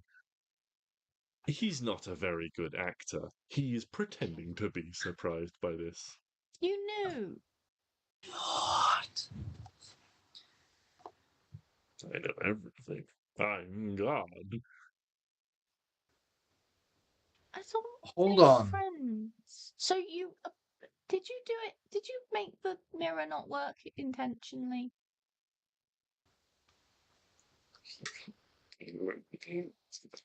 Sorry, that thing about he didn't say that. That was just me. Yeah, I know. just in case. He's like, I don't know what you mean. The mirror malfunctioned. Did it? Of course. No. Insight, like, did it? With my really good insight. Zone of truth. No, we're not zone of truthing him. Maybe in a minute. We haven't threatened him yet. We haven't threatened him yet. Order that we have to do this. Okay. At this point, there is like a knock on the door. And he's like, excuse me, I'll just go and see who that is. You haven't answered my question. And he goes and like answers the door. Lavinia, how lovely to see you.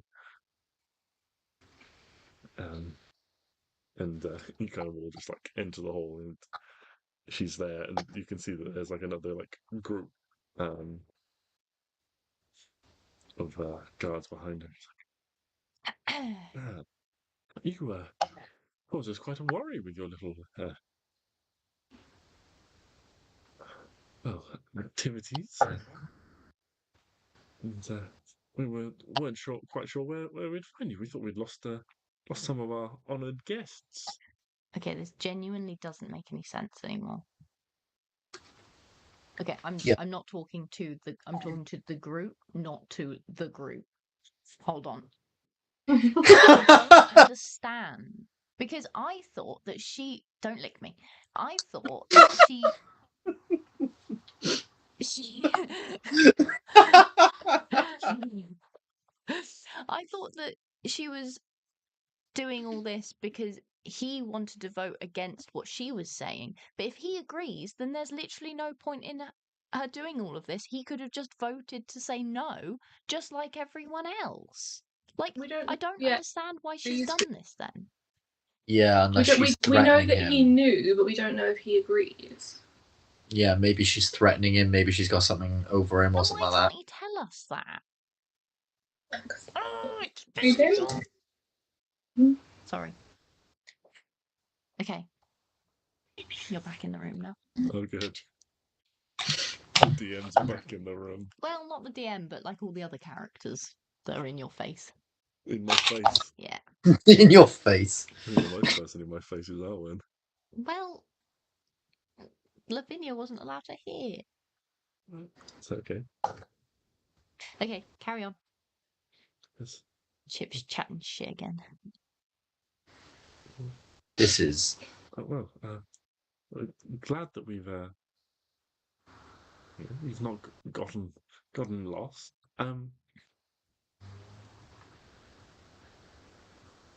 The meeting is in an hour or so. Would you prefer to wait here with Mr. Greengrass, or would you like to wait? I'd like to talk to you and Chip right now for a second.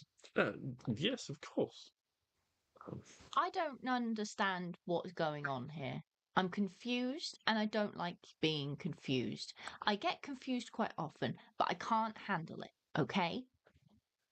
So you both don't want the are you halflings or gnomes? Halflings. Halflings to be involved in the fighting. Correct? Well, my personal opinions aside, that's not really for me to decide. It's, as you say, we have a council. We'll decide what's best. We were gathered to take part in this. This is not what I'm asking. In this summit, and unfortunately, the mirror malfunctioned. It didn't. Stop the shit. Therefore, Stop. We are going to have this meeting. I'm asking you personally. Excuse me, you're being rather rude. I have come to the here. end of my tether, and I am quite mad. I haven't heard anyone say that since fucking like year 9 in school. I'm going to count to 3. I've come to the end of my tether. Fuck, that's good. And you will tell me the truth. Because I will punch someone, something, somewhere, somewhen. Arwen. Please, just be honest. I don't care. I'm not part of the council. I don't care. Do you want to say we're here sort of on behalf of the council? We're not the council ourselves. Why did the mirror not work? I imagine because it was a complex piece of magic constructed in a short time frame. I know you're lying. Why did you make the mirror? Why did you not attend the meeting? Because the mirror malfunctioned. Okay, we established that the mirror didn't malfunction, correct? You haven't examined the mirror. But no, but we incited. And he pretended that, the mirror. Well, he pretended he was surprised by what we told him. It doesn't necessarily prove that he lied about the mirror. Oh, Yeah, what if okay. this whole time and the mirror actually didn't work? I don't know. I just don't feel like. Okay, but why didn't you want us here? Don't You understand didn't what you're want us talking about. here. You told the child to not bring us here. You're talking about poor Cade. Yes, poor little Cade. Oh, poor little Boba Code. Why? Well, Cade has been punished for his transgressions. No, It seems you like do he not. misunderstood an instruction. I am about to punch her in the face. And that's Abby talking to JJ right now. Yeah, it's actually hold my hand. There we go. You mean the other one as well? This one's for gesturing. Okay. Yeah, you just stay over there. I don't have a long reach. Yeah. Okay. Okay. Okay. Right. We're gonna start again. Why do you not want us here? Well, we happily welcome anyone from the council who's come to I'm not from inform the us about council. what we missed. I'm not from the council. Why did you not want us here? You're not from the council. No. Wait, It's very are obvious you I am admitting to not. being imposters? No, I'm not an imposter. I We're am not working on the council. We're here on Well, we behalf understand of that you're not the on the council, but what you, I believe you told us was that you were representatives coming from the council to tell us about what they had decided Okay, at the summit. Sure, why not? Why don't you want us here? There's no problem with you being here. You're welcome Why guests. do have we given have you 4 guards on us? They are there to look after you and see that No. your hospitality No, needs they're are met. not. No, they're not. You tell us that. We're just having an argument between I am having an argument. I'm really mad. I just want an answer. Okay. Tell us in front of them in the As players in this situation, let's figure out what we know, because I feel like we've made a lot of assumptions. I don't Yeah, know anything at this I point. think- So as players, we I'm came here confused. because the halflings didn't respond to the thing. We assumed it was foul play after Cade said that Yeah, Lavinia. Lavinia. Where am I getting Leviticus from? Anyway, Lavinia didn't want us here. She wanted us away. He was hired by her to keep us away. We got here and everyone was all chummy. We spoke to Greengrass and he said, yes, it didn't work. We didn't inspect the mirror. That's something we definitely should have done by now. Maybe we can do that after this, because I don't think the meeting is right now. The meeting is like in a little bit. Yeah. We spoke to, well, obviously you guys listened to that conversation the night before, and in that conversation the night before, you found out that a secret group of them are trying to make sure, despite what the council says, that the halflings stay completely out of it. Mm-hmm. Also, speaking to Greengrass, we found out that, yes, he'd been put under some kind of spell to keep him ill, which we all assumed is why he never attended the meeting. Now, that spell we also assume was put on by Lavinia because we used detect magic, and we found it was like some kind of necrotic thing or something, so I ended that. But also he knows that it was Lavinia that put him under it from the insight check. Yeah, it just seems. Yeah. So And he's I think lying about we this need whole. to- I got it from the underground thing.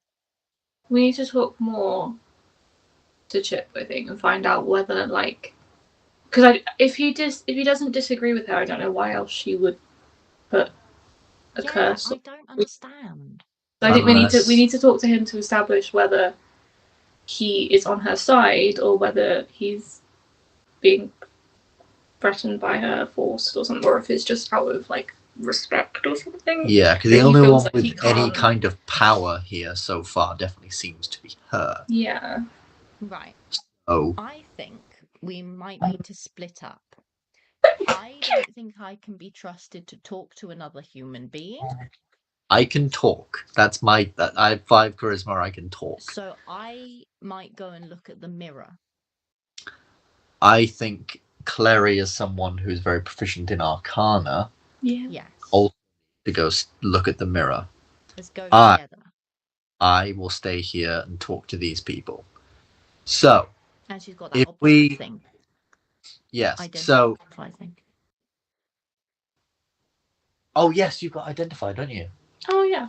So I guess you I- can find out anything yeah. about a thing. Anyway, so coming back into the scene, then obviously you've started speaking. You've started arguing with her, and I think as Stix, I would just come in and say, "Whoa, whoa, whoa, whoa, whoa, whoa! Let's all just calm this down here, okay? I'm very, very sorry. Tensions are just really, really high. Clearly, maybe we've got the wrong end of the stick somewhere. I don't know. I'm really, really sorry, Lavinia. Maybe you can understand the fact that we've been on the road fighting dragons and giants and undead and balsam for over a year now, and as Stick it's with it. as it's coming close to the pinnacle of our journey, we're just really, really anxious for nothing to go wrong, and maybe we've made some assumptions about what's going on here, particularly with what happened with Cade and everything like that. And I just want to give you my sincere apologies as to what's happened there.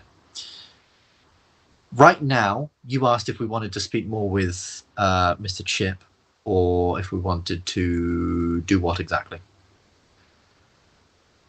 I think I would quite like to ask Mr. Greengrass just a couple more questions and just really outline, finally go over. Everyone is gathering for the meeting in about an hour or so. Wondering whether you were happy to wait here with Chip, or whether you wanted to come to the Heart Tree now and maybe meet some people before the meeting begins. I'll come to the Heart Tree now. Is that where the mirror is? I'd like to have a look at it. No, Yes, we've realised. Yes, it should be around there somewhere. Yes, we also realised, obviously, coming here to investigate why things didn't work. Yeah, we haven't actually looked at the mirror proper yet. So if you'd allow my friends here to maybe take a look at that, maybe we can get it fixed for you for the next time something like this comes up. Because actually, it's a pretty good invention. They're very good. They're very, Yes, very, very not convenient. not under the impression that any of you were sufficiently practiced in the ways of the Arcana, but you're welcome to take a look at it. I find Thank my you. room. Yeah. Arcana. A joke. That's not real. Yes. People. Oh no. Meanwhile, I think I would like to speak with Mr. Greengrass some more, just to really go over 100% what we spoke about. Maybe just a couple more things I'm very interested in. You know, this place's natural land and stuff like that. I'm very, very interested to maybe speak to him a little bit about that and yada yada yada yada. Also, if me and Klari leave, Lavinia might come with us because the mirror. Mm-hmm. So you could be alone-ish. There might be some guards, but Yeah, there'll very likely be some guards, but I'll- that's. should we? Should You we? say council matters. Oh, I'm gonna give Stix the other ring. Yeah, I was Sweet. about to say. Him. Ooh, really good. All Make there. sure you give me that ring back from Yeah. Get his ring. Green Yeah, Grass, please. Arwen's ring. Yes, I will. Because if you don't, you're buying. I us new will. rings. I will. Don't you worry. Don't you worry, Miss Arwen. I'll get that ring back and ready for you. Right. Good So, farm boy. with that, what's she saying? Well, yes, if you would like to examine the mirror, of course. Come with me. Chip, I shall leave these people here to assist if our guests who are remaining need anything.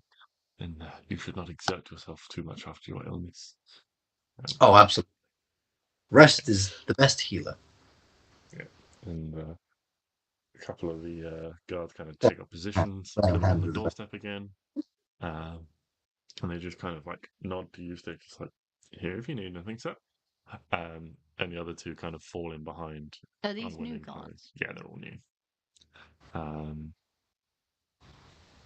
Fall in behind Arwen and Klari as you follow Lavinia to the heart tree. I guess we'll start with Stix. What did you want to ask? So, I would like to, as they all sort of file out of the room, I would like to cast Detect Magic. Okay. Do I see any magic on Mr. Greengrass? No, I think the only things you see that are magic is that like cooking pot again from the day before. Oh, he's eating something, I bet. Anyway,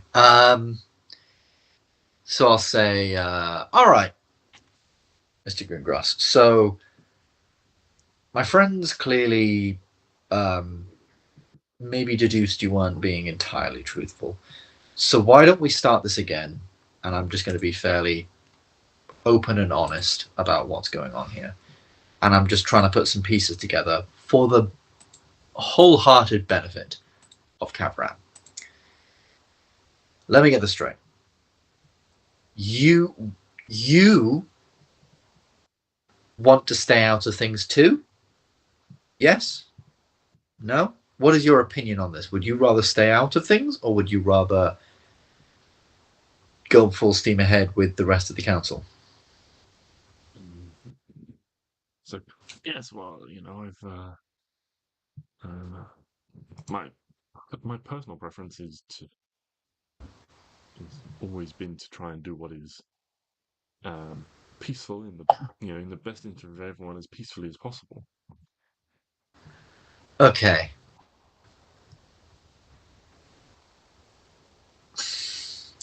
And you knew Lavinia and come clean now. My friends already told you were lying. You knew. Have you known what Lavinia was doing?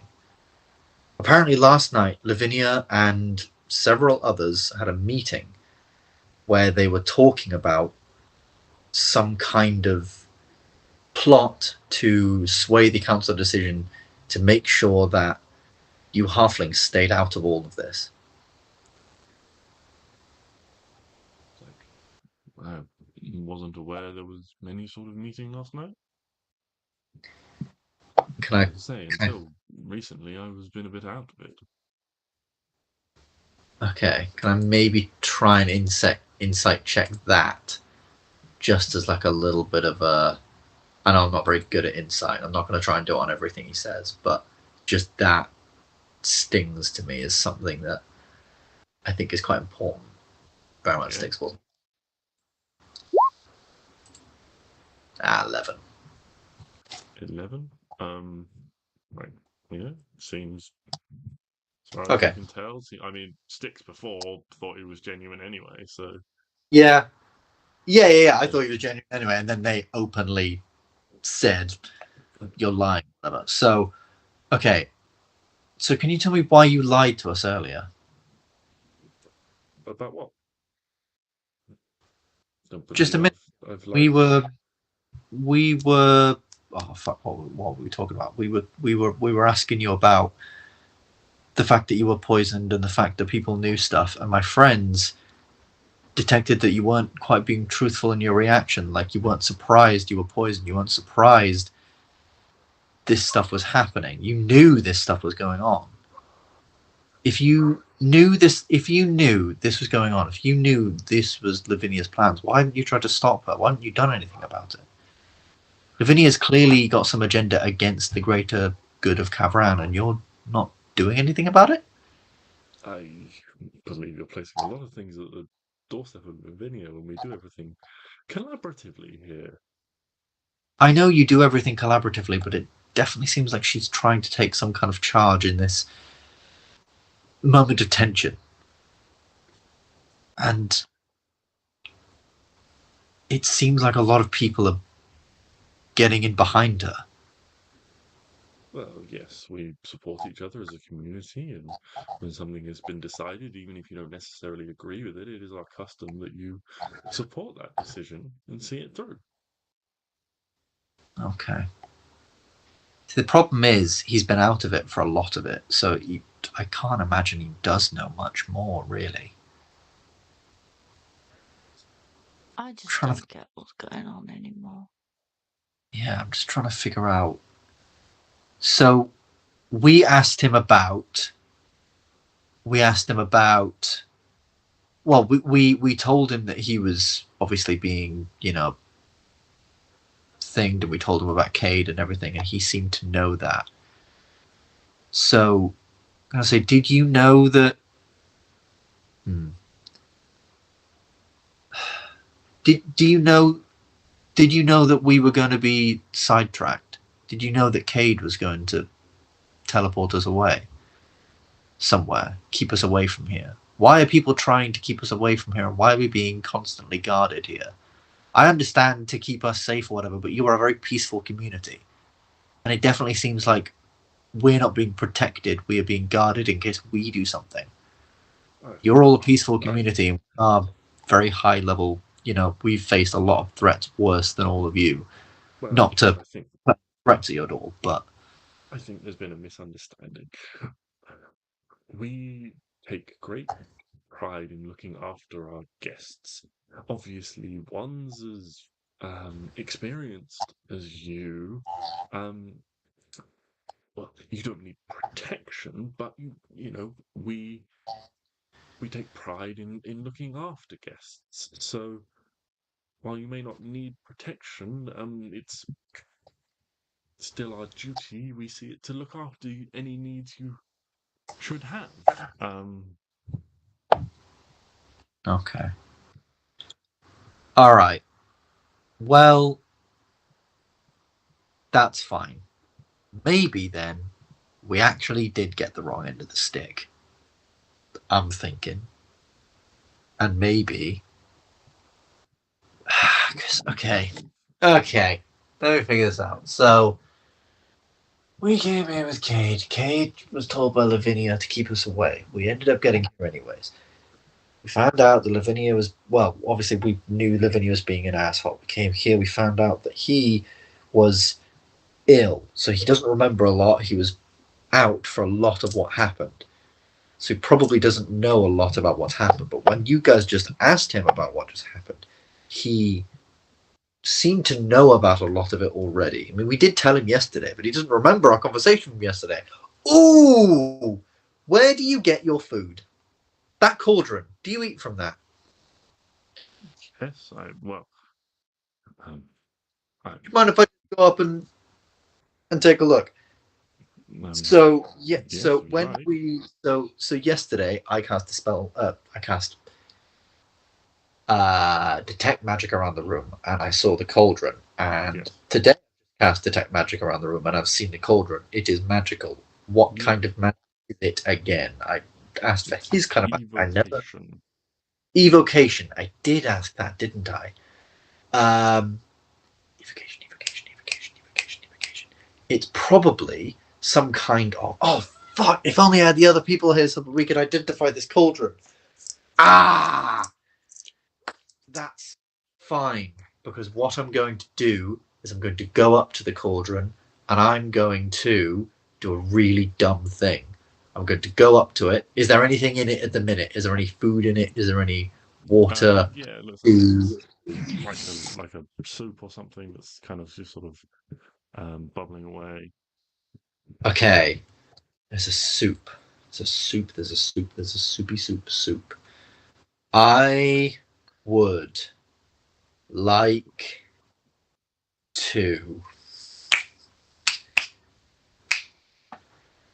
because that's the thing. It's a magic cauldron that's probably making him forget things because he doesn't remember speaking to us yesterday, right? So if speaking to you, well, yeah, he didn't remembers speaking to remember us, the but not what details was of like supposed the to ring happen. and things like that, and how he remembered that you were there. Yes. So it wasn't like he's not like, I don't remember this Yeah, speaking to you yeah. at all. He's just like, it's hazy and the details aren't like super sharp for him. Yes. And I'm thinking it's because of this fucking cauldron. Possibly. I don't know anymore. So I'm going to take a sip of the soup that's in the cauldron to see what it does. Okay. Okay. Yeah, you like ask him for like a bowl or something, and he's like, yeah, and you not had lunch, blah blah blah, and kind of gets a ladle, like ladles you out some soup and obviously Mm. bread and whatever, anything like that you might want. Yeah. I'm gonna take a sip of this. Just a spoonful of this. Okay. Yeah. No. I mean, it's delicious. It's sort of like a somewhat thin, maybe sort of like oniony, like broth that you'd, something that'd be quite easy to give to someone that was ill, um, for them to just swallow, but it's very tasty. Um, Okay. So it's a Interesting.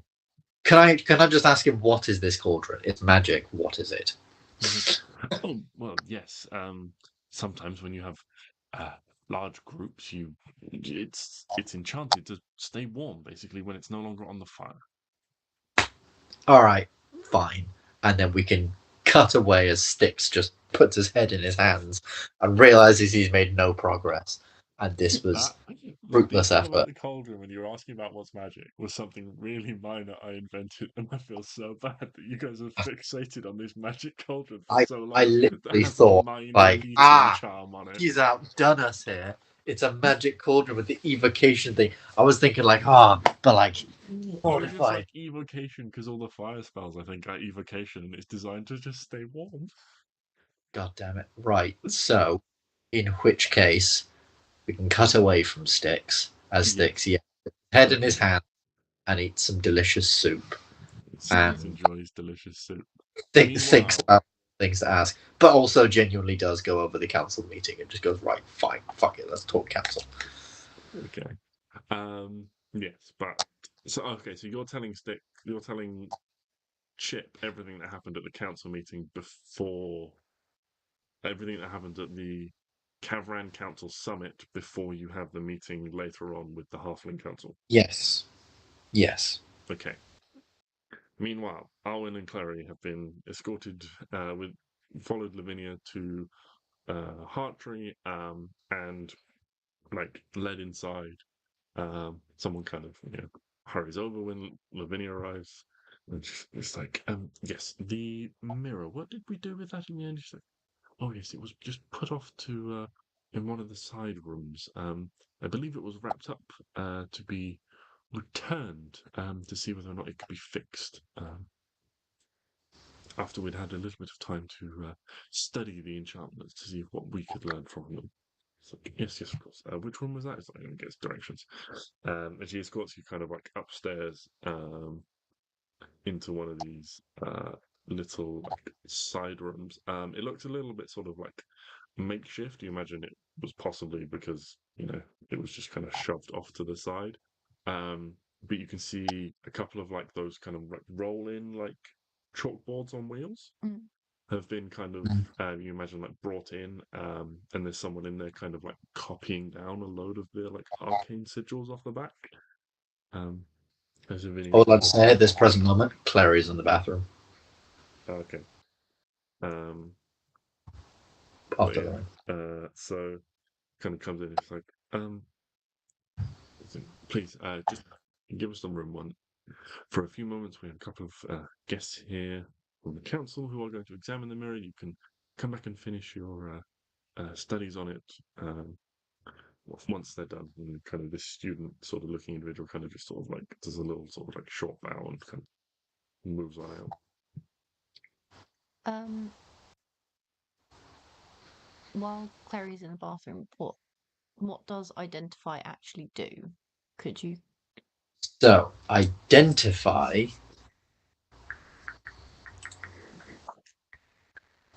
Identify. Put it in the chat. Thank you. So, identify You choose one object that you must touch throughout the casting of the spell.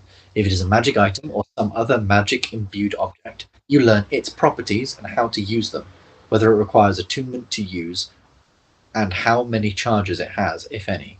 You learn whether any spells are affecting the item and what they are. If the item was created by a spell, you learn which spell created it. If you instead touch a creature throughout the casting, you learn what spells, if any, are currently affecting it. So if Oh, someone tampered with the spell and like took out bits of the spell to make it not work, would we be able to identify that?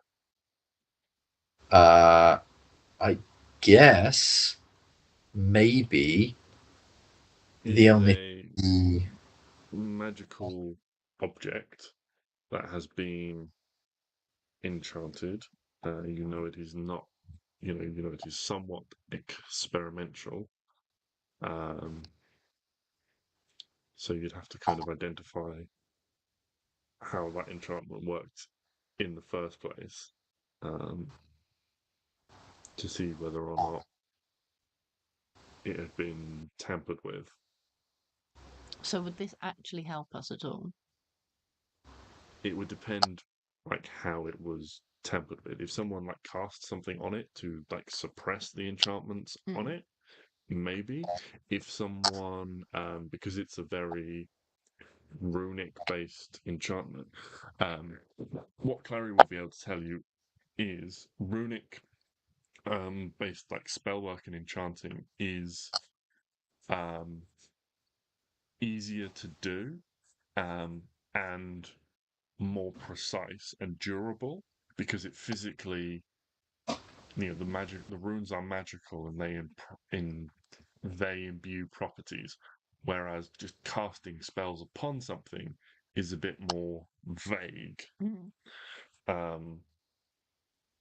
So it having runes on it means that the enchantment is more precise, more sort of mathematical.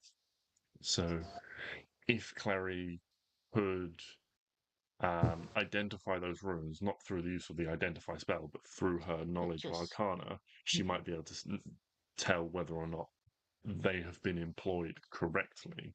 Okay. But she can she'll also tell you that certain magics can wear out or sort of overload if they're not like, if you took something small and just shoved like everything you could on it, it would probably make the object explode. Magic is a bit like a chemical reaction. If you put too much in, it becomes too volatile. Would we know if they put more magic in? That would probably be that would be like if they had made changes to the runes. Yeah. And altered them and things like that. Okay, so there's two things we potentially need to do: analyze the runes and identify. Yes. Okay. Okay. So I can roll an Arcana check for Clary to try and identify the runes. Yes. Yeah. Can I help in any way? Doesn't matter. She rolls a 26. Oh shit, a brick. Okay. Because she got expertise. Oh damn. Okay. So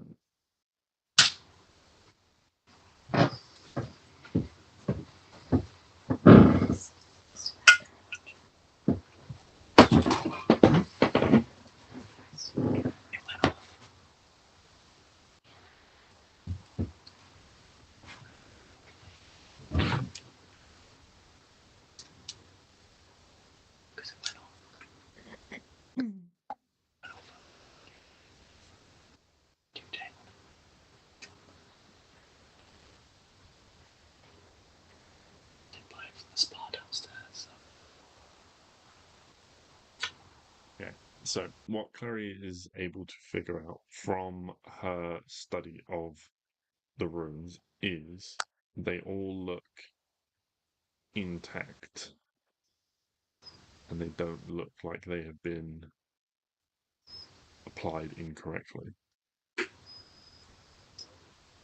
Okay.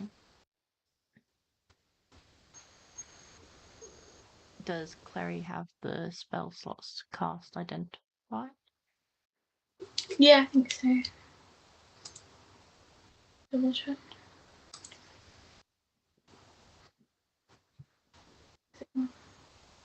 Yes, I do. Amazing. Amazing. Do you have to roll it? Or is it just you do No, it? it just happens. I Okay, think. cool. Then I will cast identify. Okay. So you learn that this mirror is designed to project an image of those who stand before it into a like into like a circuit of other mirrors. That is its magical function, and to convey those that in the chain basically through it as well. Mhm. Its magical zoom Mm-hmm. is its intention. Is there any extra magics that had made it malfunction? No additional spells are currently cast upon it.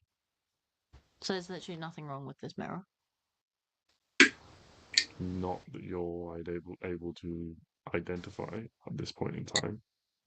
Can we use it? Yeah. Yeah. You can use it. Yeah, you can try. Yeah. Yeah, try and call someone. Call the main the dwarves. It's a good idea, actually. That's a very good idea. I didn't even think of that. Thank you. Turn it on. Press the on button. Okay. So Clary, you start to you know having identified it, you know how it works. You activate it and try and connect it to one of the others, like in the chain, and for like a brief moment, like it seems to come to life, and you can see an image in the other side of it. Is Lavinia still in the room? She is, yes. Can I cast detect magic? Yeah, you cast detect magic. Perfect. So if she does any spells on this mirror to make it not work, I'll know. Yeah. So you cast detect magic. Okay. Is it connecting? It does seem to be, yeah. Perfect. Is there anyone there? Not currently, no. It doesn't look like it's being monitored. Yoo-hoo. Hey, anyone there? Can you hear us? Can somebody come here? No, Hello. Doesn't seem like anyone's monitoring this at the moment. What room does it look like it's in? It just looks like it's in some sort of like study or like chain, like officials chamber. Do we know whose one this is? Is it the dwarf one? The architecture looks familiar. You potentially recognise Catherine's like study or something like that. Amazing. I start shouting to see if anyone will come into the room. Oh, wait. Don't we have a ring of sending? We can use sending 3 times a day. Oh. Oh, but no, I had to attune to that. Yeah. Oh, which actually causes a problem. I'm not attuned to my old glove because I'm attuned to that ring. So never mind. What does scrying do? Can it just only see people? Yes. Ugh, disgusting.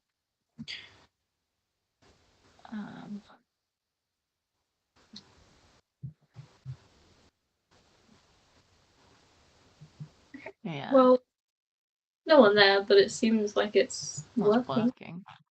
Yeah. Have you people tried to use this since? Did you try it one time and then it not worked and then you just didn't do it again? Well, we waited for the allotted time when there was the meeting. It seemed to connect briefly, and then there was some sort of surge within it, and it overloaded. We suspected that it had failed completely at that point in time. Did you try and do it again though? Attempts to reconnect to the meeting itself were unsuccessful at that point in time. It looks like you've had success with it now. My guess would be that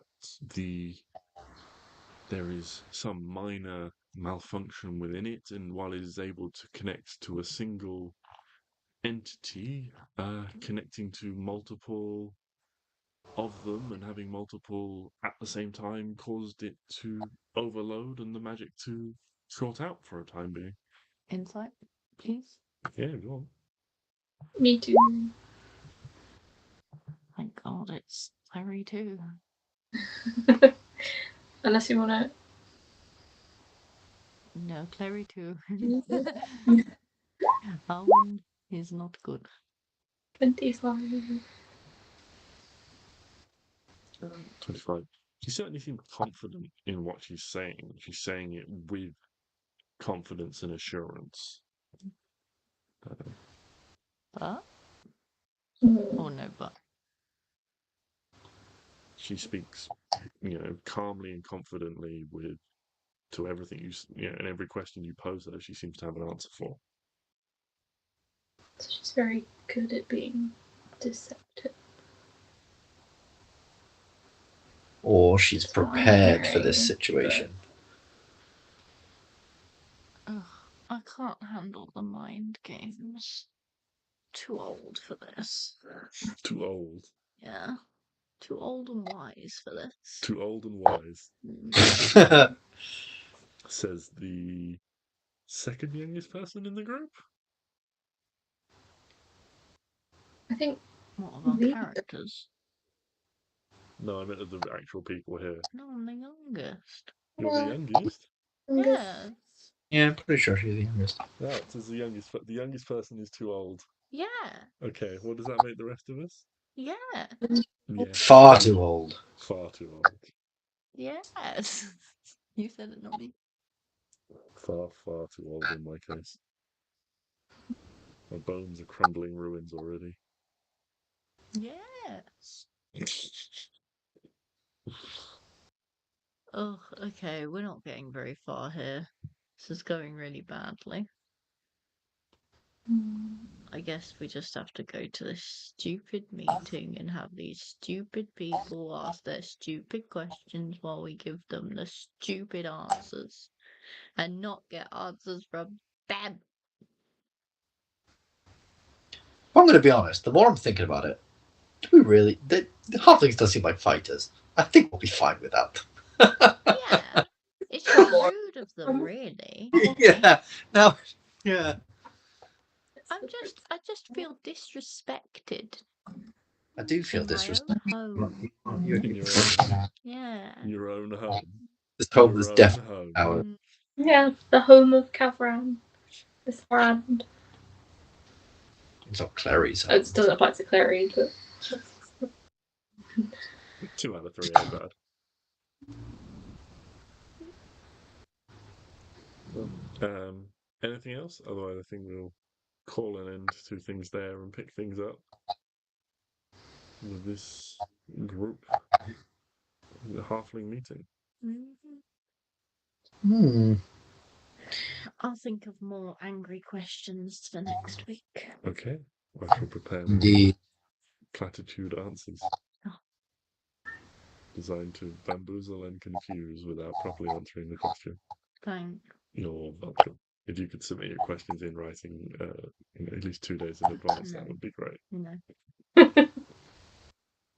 I will not.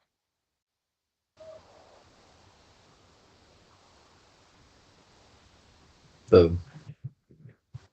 Right, well, that was not the session I thought we were going to have, but Hey, there's nothing wrong with What that. did you think we were going to have? Well, I thought we were going to get to the meeting with the Halfling Council much like earlier in the session. You know, I thought it'd be sort of like a bit of like filler from me to begin with to just kind of get things rolling, and then you guys would be like, okay, cool, yeah, let's just skip forward to that. But you guys were like investigation mode. Hell yeah. Got things to do. Yeah, Ruka and Hugo had a side quest and everything. Yeah. Boom. They're part of the crew. Indeed. So, yeah. But hey, we'll get to that next week.